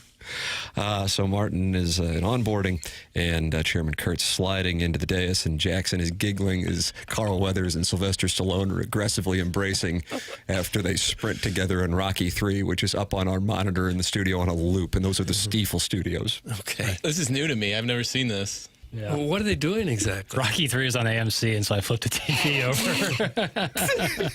And perfect timing there as the famous embrace scene on the beach is happening. Dancing together in the water. Yeah. You ever do that after you sprint with guys? I haven't yet. Especially a guy you just recently boxed twice. I can't see it happening. That was Apollo Creed. Yeah. It's a scene that raises questions. Maybe that'd be a good topic on Movie Boy. Like a scene that raises questions. What's better, that or the Top Gun volleyball scene? Mount Rushmore. Top Gun volleyball scene is longer, so I'd go with that one. Nice. Okay. But you can always play that on a loop with Carl Weathers and Sylvester. And then you can use the Top Gun Maverick scene where they're playing football with two different footballs simultaneously and go back to back with that, and you'll be pretty set. Set for what? Just kicking back and relaxing. Okay. Taking the Like edge that, off. Yeah, take the edge off. See what's doing. Healthcare Evolution, the sponsor of the 7 o'clock hour here on TMA. And Healthcare Evolution. Now Jackson's going out there. I am. Doug's going out there. Oh, great. How about this? That old party. I'm telling you, I went out there about 3 weeks ago, and it truly is a revolution in healthcare. If you are dealing with some kind of injury, some kind of cramp, and you're like, I got to go and see my primary care doctor, but I can't get in until mid-February, and then I know I'm just going to go to a specialist, and then that won't happen until the end of March, and then I'll finally maybe get some treatment options. No. Go to healthcare-evolution.com, and you could be seen within the next 24 hours. That is how the world can change. Logan Taylor is the owner. I know Logan, and I think he has a business that many of our listeners will be interested in because they immediately can help you out, and I mean immediately. And he has talked with some TMA listeners and has anecdotes of helping a gentleman by the name of Scott get back to lifting weights. Matt getting back to playing hockey. hockey. Nicole back to coaching cheerleading with her daughter. Freddie back to bow hunting. Dave back to work. Golf, tennis, soccer, softball. What do you need to get back to?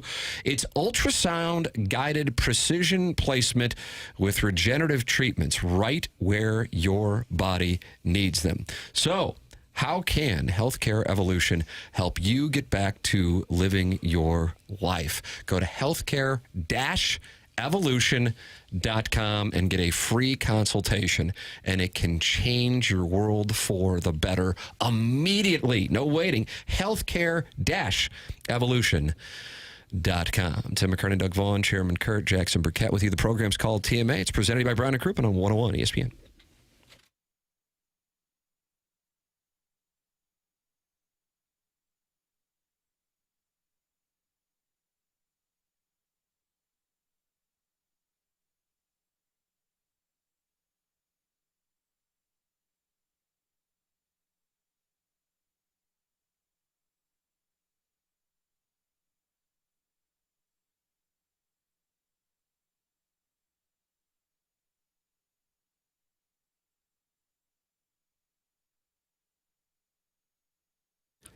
TMA is sponsored by Stifel for over 135 years now. Stifel has been a trusted name in finance, headquartered right here in downtown St. Louis since 1890. So what does Stifel do? Pretty much everything money-related. Wealth management, check. Banking through Stifel Bank, yep. Own a business? Well, they've got a full-service investment bank for that, too. Basically, if it involves finance, Stifel has a solution for you. With 12 offices across the St. Louis region and more than 400 nationwide, Stifel combines local experience with national reach. Unlike many firms, Stifel isn't bank-owned. They own their own bank. That independence allows them to focus on one thing, doing what's best for their clients. It's a philosophy that has made Stifel one of the fastest growing wealth management firms in the world. Their tagline says it all. Where success meets success, that's why they're partnering with TMA. It just makes sense. Stifel and TMA, where success meets success. Stifel Nicholas and Company Incorporated, member SIPC and NYSE.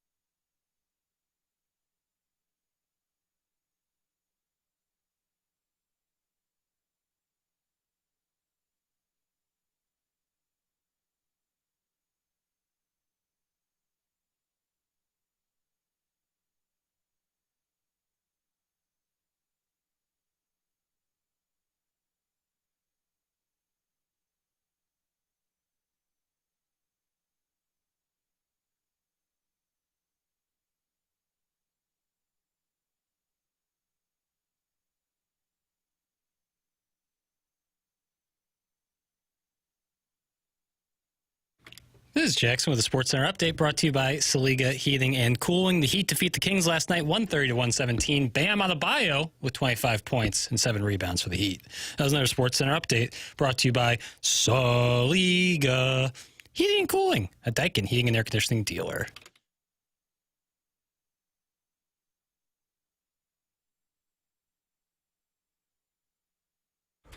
In vogue? Yeah. Hold on, 1990? Oh, don't look at me. Gosh, I don't know. Yeah, I think that's right. Of course it is. You don't need to look. Okay.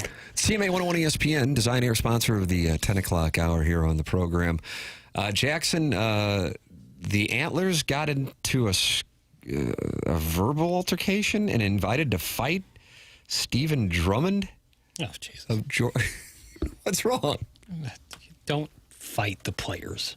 Well, Stephen Drummond is the deputy athletic director and chief marketing officer of the University of Georgia. Even worse, don't fight the staff.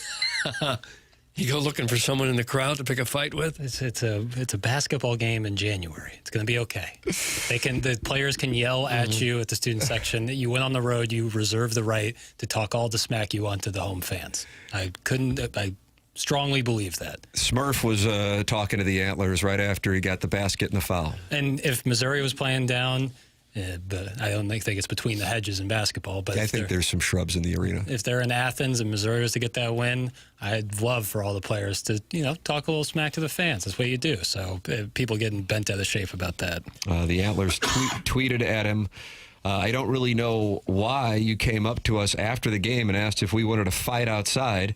I doubt UGA Athletics wants to pay for that skirmish. Besides, Stephen, fighting is never the answer. # choose love. That was the tweet to the deputy athletic director of the University of Georgia from the Antlers, Doug. Huh. So they would, according to their story, they're sitting there quietly and this guy comes by and offers to fight them? I'm just now hearing about this. I didn't even know that they're claiming that he started it. Would be surprising, but if that's what they're claiming, that's what they're claiming. Either way, let's just take our lickings and go home. I sent you this at 8 a.m. Thanks for getting to it after 2 hours. Back That's off, from Bub. John Gruden's burner. Back off, Bub. We'll get to it when we get to it. We've had a very, very busy dossier. And we don't know much about the Joe story Buck either. is on hold, but hey, Joe, real quickly, we got a story between the Antlers fighting with the deputy athletic director of Georgia. So we're going to have to. This guy wanted it to be the lead. We don't have video of it. We don't know anything about it. It's a tweet at a guy who has a Twitter account that looks to be about as active as mine. Back off, Bub. I like that. Okay. Loser behavior from Mizzou. Typical. That's from Kwame Voyukas IV. One sect of fans does not represent the entire fan base, nor the university. No.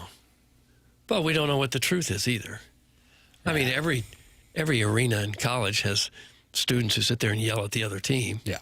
That's Mizzou's. Right. It's not to say that they were in the right or the wrong. We don't know. If you can't handle being barked at, don't lose. Go Dogs. That's from Artificial Unintelligence. I've always said, if you win, you reserve the right to talk. If you don't like it, win. That's how I always feel about it. Listening to your show, you would never know that the Australian Open started. It's from the 314. Doug, they're playing on clay. They play on clay down there, Yeah. right? Isn't that where they play clay? I thought that was a French it's Open. hard court, I think. Okay. Yeah, like French is clay? like at Francis Park. Yeah, French Open. They have is clay at Francis Park? Is that by design? Or hard court. Just kind of how it happened. But now the hot dads all play pickleball on it. Yeah, that's what I hear. Not for me. The pickleball or the hot dads? Pickleball. The hot dads are for you. Well, I could be, twist my arm. Oh. Typical Mizzou fans. Wah, wah. That's some big tough. All right, so this is going poorly. It was just one guy with a tweet, and we don't really know what happened at the game, so maybe we shouldn't come out with maybe too strong a reserve take. judgment. The gentleman or lady who wanted us to talk about the Australian Open now, boy, I don't know how I can say this in 2026, has called us all gentlemen who are predisposed to sleeping with other gentlemen. Zesties. Just because we were kind of unaware that the Australian Open had begun? It's one of the majors, fellas. One of the majors. Do you think the Blues and Tigers would try harder if they knew how much their losses disappointed Tim? That's from MD 2020. Probably so. Jackson looks hot today. No cap. That's from Illini Lance. Thanks, Illini Lance. It's really nice. What do you mean, no cap? Cap would be meaning I'm lying, I'm fibbing. No BS, bro. Yeah, and so saying no cap would then be the opposite. I'm not lying. It's the same thing as saying I'm being honest with you, which kind of implies that every other time you're talking, you're Jackson's going after QFTA right there. That's what he's doing. Why would you say cap? It's a slang. I don't care for it. I wouldn't figure you would. All right. No cap. No kizzy. Okay. Guys, I realize you do have an agenda for this show, but can we talk about the emerging Mexican food service opportunities exploding in the St. Louis County market? It's from the Worst Whack. A lot of people want us to talk about this Hacienda Session Taco Canyon Cafe closure all this weekend. Tacos are my favorite food. We got to hope Taco Bell survives. Yeah, they'll be all right. I would think they would be. I don't think it's people all of a sudden saying we don't like Mexican food.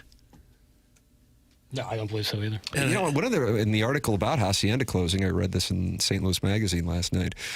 One of the owners, I think it's a brother-sister team, the son and daughter of the founder, Doug, was saying that one of the things that has impacted the business is younger generations are not drinking as much. Yeah. And so you have the highest margins in restaurants on booze. Right. And so that has played a role in it. So there you go. Is that accurate, Jackson? I mean, it's tough for you to compare because you only know your experience. It's not like you were 45 and now you're 27. Yeah, your peers don't drink. Well, you smoke that chronic, eh? Oh, snort that horse, eh? A lot of people, opted for some alternatives to relax, imbibe. But I'll explain that to my kids. You can't. You think there's people still are just staying home more? They're on their phones, on their computer? Maybe. I think that's probably part of it. But I also, I just think generally drinking a little less. But there's still plenty of people my age or younger who love getting after it. But not at Hacienda. At a Mexican restaurant, man, nothing better than some tacos and a margarita. Maybe a cold beer as well. Pretty good stuff. Yeah. So I would not consider myself in that category. But I drink responsibly. Doug, Lockhead Trina on Hampton will pawn your hole. Fire. Yacht captain. Tremendous. Its sister restaurant, El Catrine, over off Morgan Ford's even better. Is it really? Mm-hmm. It's a good spot. All right. Hey, Tim, it's a direct correlation of the THC consumption everyone's doing. That's from the X in Espresso. But like sports gambling, people were smoking weed before it became legalized, too. So, So, I mean, yes, in part, yes, it certainly becomes more mainstream once it becomes legalized. But the idea that, it just popped up, I think, is misguided. I am definitely drinking too much and doing those other things, and I'm 25. That's from Illini Lance. I wouldn't have thought Illini Lance was 25. Good to have some younger listeners. I had a younger listener the other day. I was at Tam Ave Bar. That's your spot, man. Love if you want to see spot. Jackson out in the wild, Doug, Tam Ave Bar, that's where he goes. Love that spot, yeah. Good job, Doug. That sweater is just so darling, too. Younger list, probably maybe a year younger than me. So, is that right? Jackson, you're the voice of every morning for me. What a nice thing to say. This guy's waxing his own car in front of us, Doug. That's what the guy says. He's waxing his own car. That's what the guy says. Really nice. Shout out to that guy. I hope he's listening right now. Okay. You really kind of bonded with this gentleman. It's like when Barkley told the story of a guy in the steam room giving him a wristband. And he said, hey, whatever your name is out there, thanks for that wristband, man. What was the wristband for? Much to Shaq's chagrin. Well, the idea that he would be exchanging gifts with gentlemen in the steam room is what really got Shaquille O'Neal going. Oh. You know, the text line can be a little pricklier than in-person interactions, Jackson. Have you ever had a negative in-person interaction? Anybody ever come up with the stones to say what they might say in a text? I mean, they might I don't think I have. Yeah, they might have and I got a 22-year start on this MFer. They might have a joke that's kind of but never has someone come up to me like, hey, loser, woke bitch. You know? That's God, if that's going to happen, let me be present. It's never once happened, so I don't anticipate that, but maybe now that I said it, it will. Well, if you don't like the show, you don't listen. No. That's not the way it works. Okay. That would be outstanding if you're having a libation at Tam Ave this weekend and somebody comes up and says, hey, loser, woke bitch. Yeah, I mean, honestly, I'd respect it. Because at least you kept the same energy. When I was working at Channel 4, I had a guy come up to me and start yelling at me because he didn't like Dan Rather. I thought maybe I had something to do with you were involved. what Dan Rather was doing with the CBS Evening News. And he would hold up a board and do little riddles. Or no, Tim Russert did the whiteboard. Yeah. Dan Rather would say things like, if a frog had side pockets, he'd shoot. I don't know. He had all kinds of homespun little things. And you told Dan Rather to do that? No. Believe it or not, we weren't working at the same location. Did you pass the message along? I haven't seen him. Never met the man. No. If I see Jackson in public, I am going to say, hey, loser, woke bitch. That's from Illini Lance. And he's, 25 or something, so you guys could cross paths. Sure. Say what up. I just like hanging out, man. Look at that. He just wants to hang out. Come to trivia night, Jackson. I probably won't be rude. That's from Dem Hogs. Okay. If I ever see you in person, I will absolutely call you Piddles. That's Sharon and Clayton. All right. If you don't like the show, somehow you actually listen more, Doug. You buy a bag of digital tomorrows and get your lawn chair ready around 7:02 a.m. every day. You buy a bag of digital tomorrows. Is that a nomenclature I'm not familiar with? That must be a mistyping situation. It's from the Brothers' Time, Stephen Wing. Stephen Wing. Yeah, that's got to be a typo. Digital tomorrows makes no sense. Who would ever sit around and listen to 4 hours of a show they hated? Yeah, it's an interesting psychosis. I guess they can like the show and hate individuals on the show. Yeah. You taking a shot? No, that's me. That's yeah, sure it is. I get a lot of hate. Jackson, who gets the most hate? Tim. Yeah. Who's second, though? Hate where? On the text line? If you were to compile everything. I really don't know the answer to this question. Yeah, it really might be a Bud tied for first situation with everyone else right behind you. I don't know. Because there's certain things. I actually don't like, if I had to answer this, I was incentivized financially to really answer it, and I have to be right. Although, how do you determine what is right? I don't know. Yeah. Yeah, because when Iggy was on the show, it was for sure Iggy. And then, but now, probably maybe Martin. I think you were gently prodded. I think yours is a loving roast. Right. Yeah, I think there's a chance it's Martin. Yeah, I think Martin might come in second. Me, Doug Martin would be like in quick succession there. Quick succession. Yeah. Okay. Maybe Martin, just because he's not new, but new, and that part of it. The new cat. Yeah, the new cat. I like that. I like that. It's fun. You're welcome to text in hatred 314-399-9646, or you can express it on the YouTube channel as well. That's the Michelob Ultra YouTube chat. James Carlton sponsors this program, and he has for 9 years now. And I've been a client of his for 7 years. He sponsored the Tim McKernan Show podcast going back at the very beginning. And Jackson, when's good to do one of those sods? Whenever you want, man. Yeah, but you got Movie Boy, and you got... All right. Whenever's best for you, man. All right, fair enough. So James Carlton is online at carltoninsurance.net. Jamie Rivers switched to him. Brandon Kiley switched to him. I switched to him 7 years ago. He is saving people money at a ridiculous rate right now. It is worth a phone call to Webster Groves because it could save you thousands of dollars. It stunned Jamie Rivers when he made the switch, how much money he was saving. 314-961-4800 to go online at carltoninsurance.net. If your insurance costs a leg and an arm, call James Carlton State Farm. This is TMA 101 ESPN.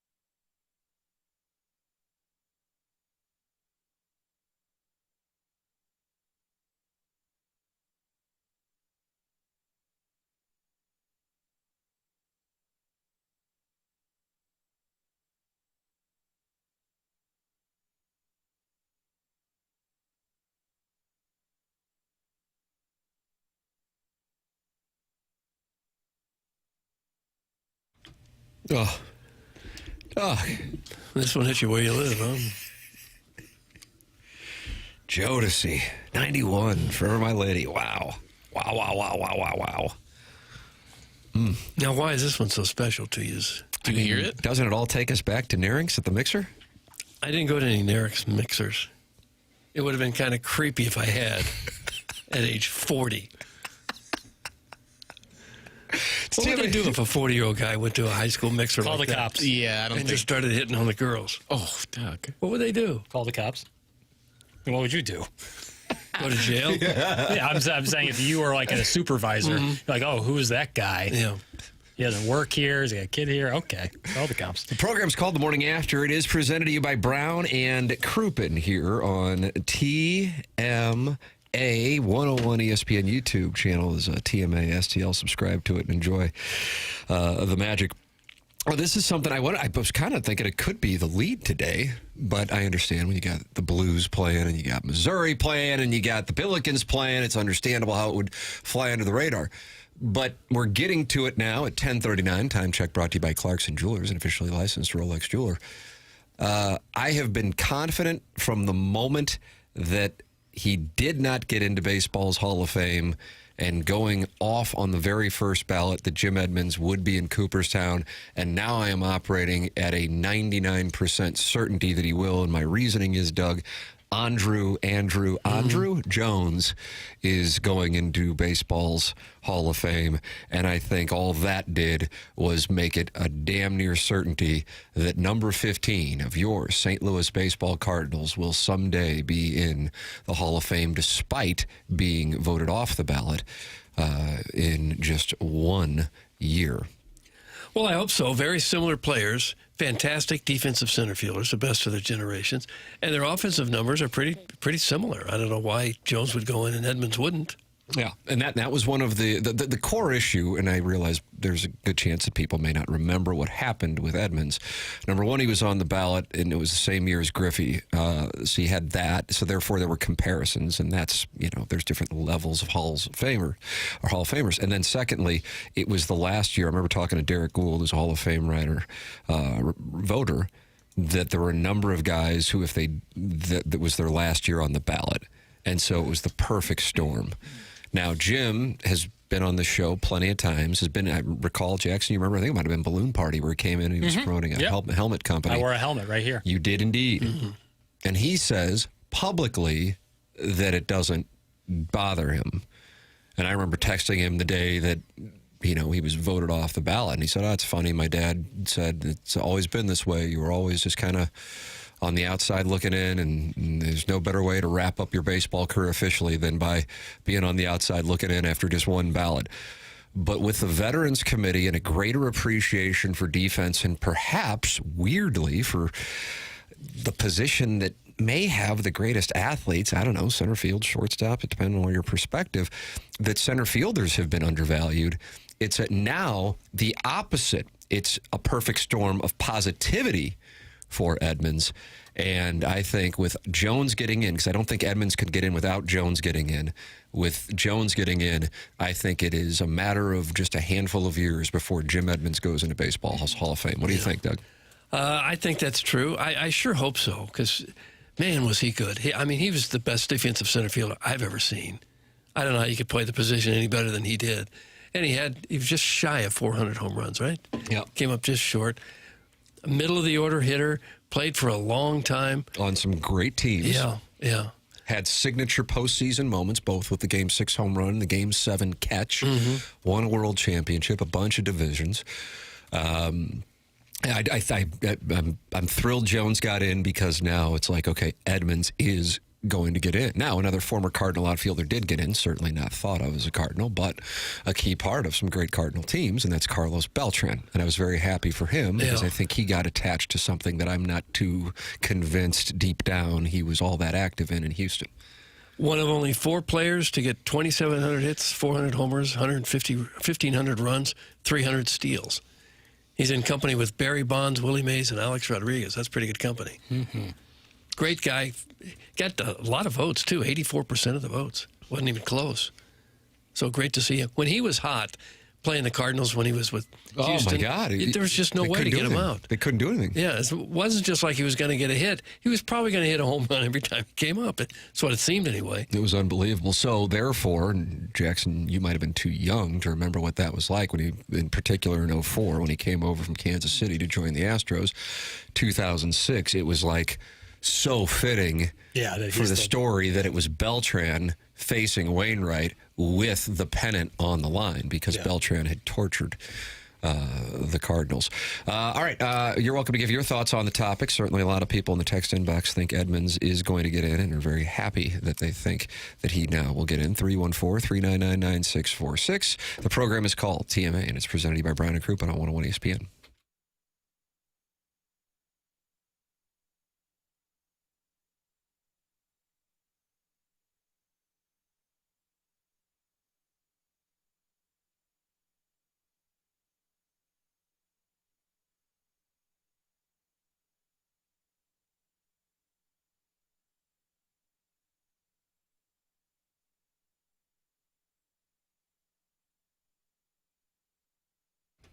Hey, this is Tim McKernan. You know what that saying is? New year, new you. Well, how about new year, new home upgrade? If you've been thinking about replacing your windows or you've just had enough of those cold drafts sneaking into your house every winter, now's the perfect time to finally take care of it. Universal Windows Direct has a January offer that's all about starting strong and saving big. Right now, when you buy 4 windows, you get 4 free.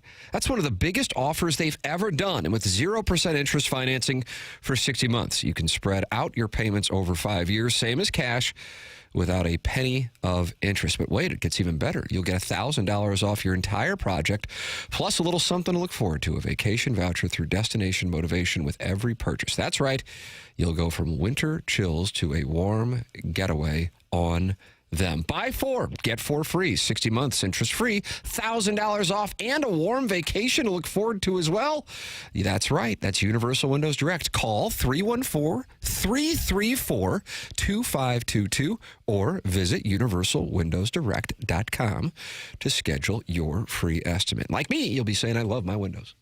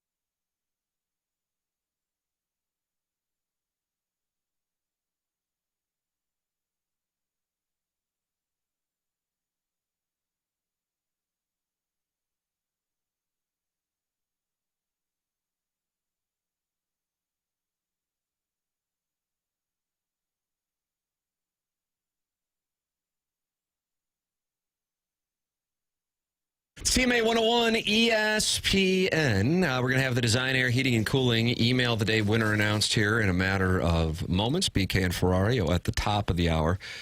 And Jackson, Bennett, Burkett, and I, at some point in the next 24 hours, whether it be today or tomorrow, we'll do the Tim McKernan Show podcast. You can email in questions, comments, preferably erotic stories, honestly, but we haven't gotten one, Doug, in more than a year. No, it's been a while. It is, it's a cold winter around here. And it's going to get colder. But you can email them in. TMcKernan at InsideSTL.com. Hate mail's welcome as well. TMCKERNAN at InsideSTL.com. That is the Tim McKernan Show podcast. Subscribe to that. Or it's just in the TMA podcast feed, their papers, isn't it? Mm-hmm. Hell, I don't know. It is. Doug, can you tell us about Collier and Thompson? Yeah, I was just thinking that it's going to be so cold here the next few days and the weekend. You're going to probably be spending a lot of time at home. So why not make your home look just as great as you can make it? A lot of maybe the kitchen, the master bathroom, those type of areas get dated in a hurry. So head on out to Collier and Thompson. They're on Manchester in Baldwin, right next to Uncle Bill's Pancake House. Look around at some of the displays they have. Get some ideas, and I think you'll really be excited about what you could do to your own home. This is a company that's been around since the 1950s. Their employees have more than 165 years of experience. Maybe the most important thing is you can trust these people in your home. They're all bonded and insured and all that good stuff. Hard to know who you can trust to be in your house for long periods of time. Who's going to be there to back up the work? Collier and Thompson stands behind every job that they do. During the process, they're always going to be available for you. Don't have to do an entire redo if you're looking for your kitchen, maybe not in the budget. They do partial redos all the time. They've also got a paint department there that does fabulous work. Keep Collier and Thompson in mind next time you're looking to upgrade your house a little bit. Collier and Thompson, come home to quality online at collierandthompson.com. Doug, how about this? What? Positivity. It doesn't happen. No, that's but it not just right. happened. I've emailed this to Tim separately before, but I am a day one listener. Day one listener. I was 26 years old when the show started. Full head of hair. I was 6'4". Yeah, you've shrunk quite a bit.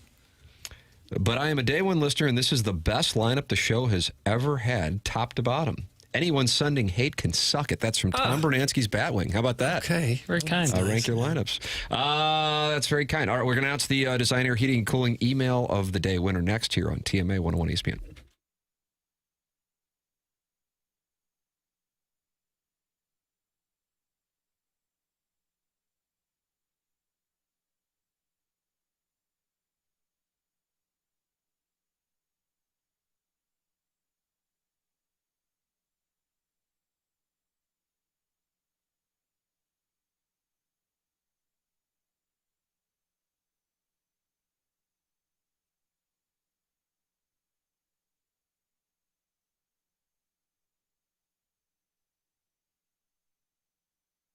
FanDuel is turning on playoff mode. All customers get a profit boost pack every NFL playoff game day. Each game day during the championship round, you'll find a pack loaded with multiple profit boosts waiting for you in the app. More boosts means more ways to level up your playoff bets. Pick the matchups you believe in, take your shot on an upset, or build a parlay that fits the moment. Riz, Anthony Stalter, and myself are about to go do the Spread Zone, which is presented by FanDuel. And I really like a play. So you're going to have to turn. I really do, truly love a play this weekend coming up. And those boys did great this past weekend.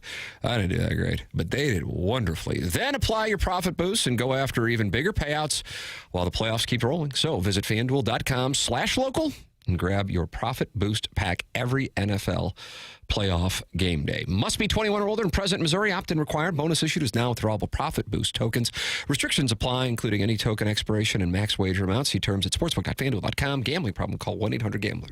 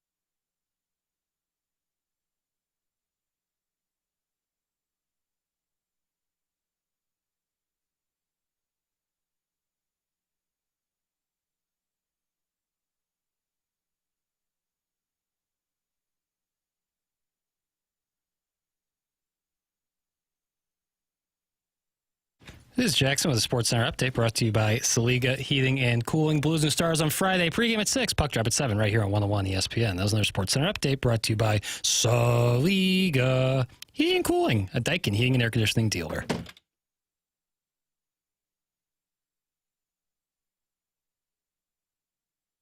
All right, welcome back. Here we go, Doug. Big moment. Okay. Only 8 Designer Heating and Cooling emails of the day left in the month of January before Seth Goldcamp gives somebody a $10,000 HVAC system. Who got the win today, Jackson Burkett? Another new winner, Alan Dadeville takes on the board. Alan Dadeville is on the board. He's a guy who could win this thing. He's got the ability to win this thing. This is going to be fun down this. It's going to be fun. Good times. Frequent email. He could do it. He takes an at-bat every day. He's a guy who could do it. Congratulations to Alan Dadeville. He's on the board. BK and Ferrario are on the station here in a matter of moments. For Jackson, Bennett Burkett, for Chairman Kurt, for Martin Kilcoyne, for my brother Kevin, for Douglas Elvin Vaughn, I'm Tim McKernan. This has been the Morning After, presented to you by Brown and Crouppen on 101 ESPN and the TMA STL YouTube channel.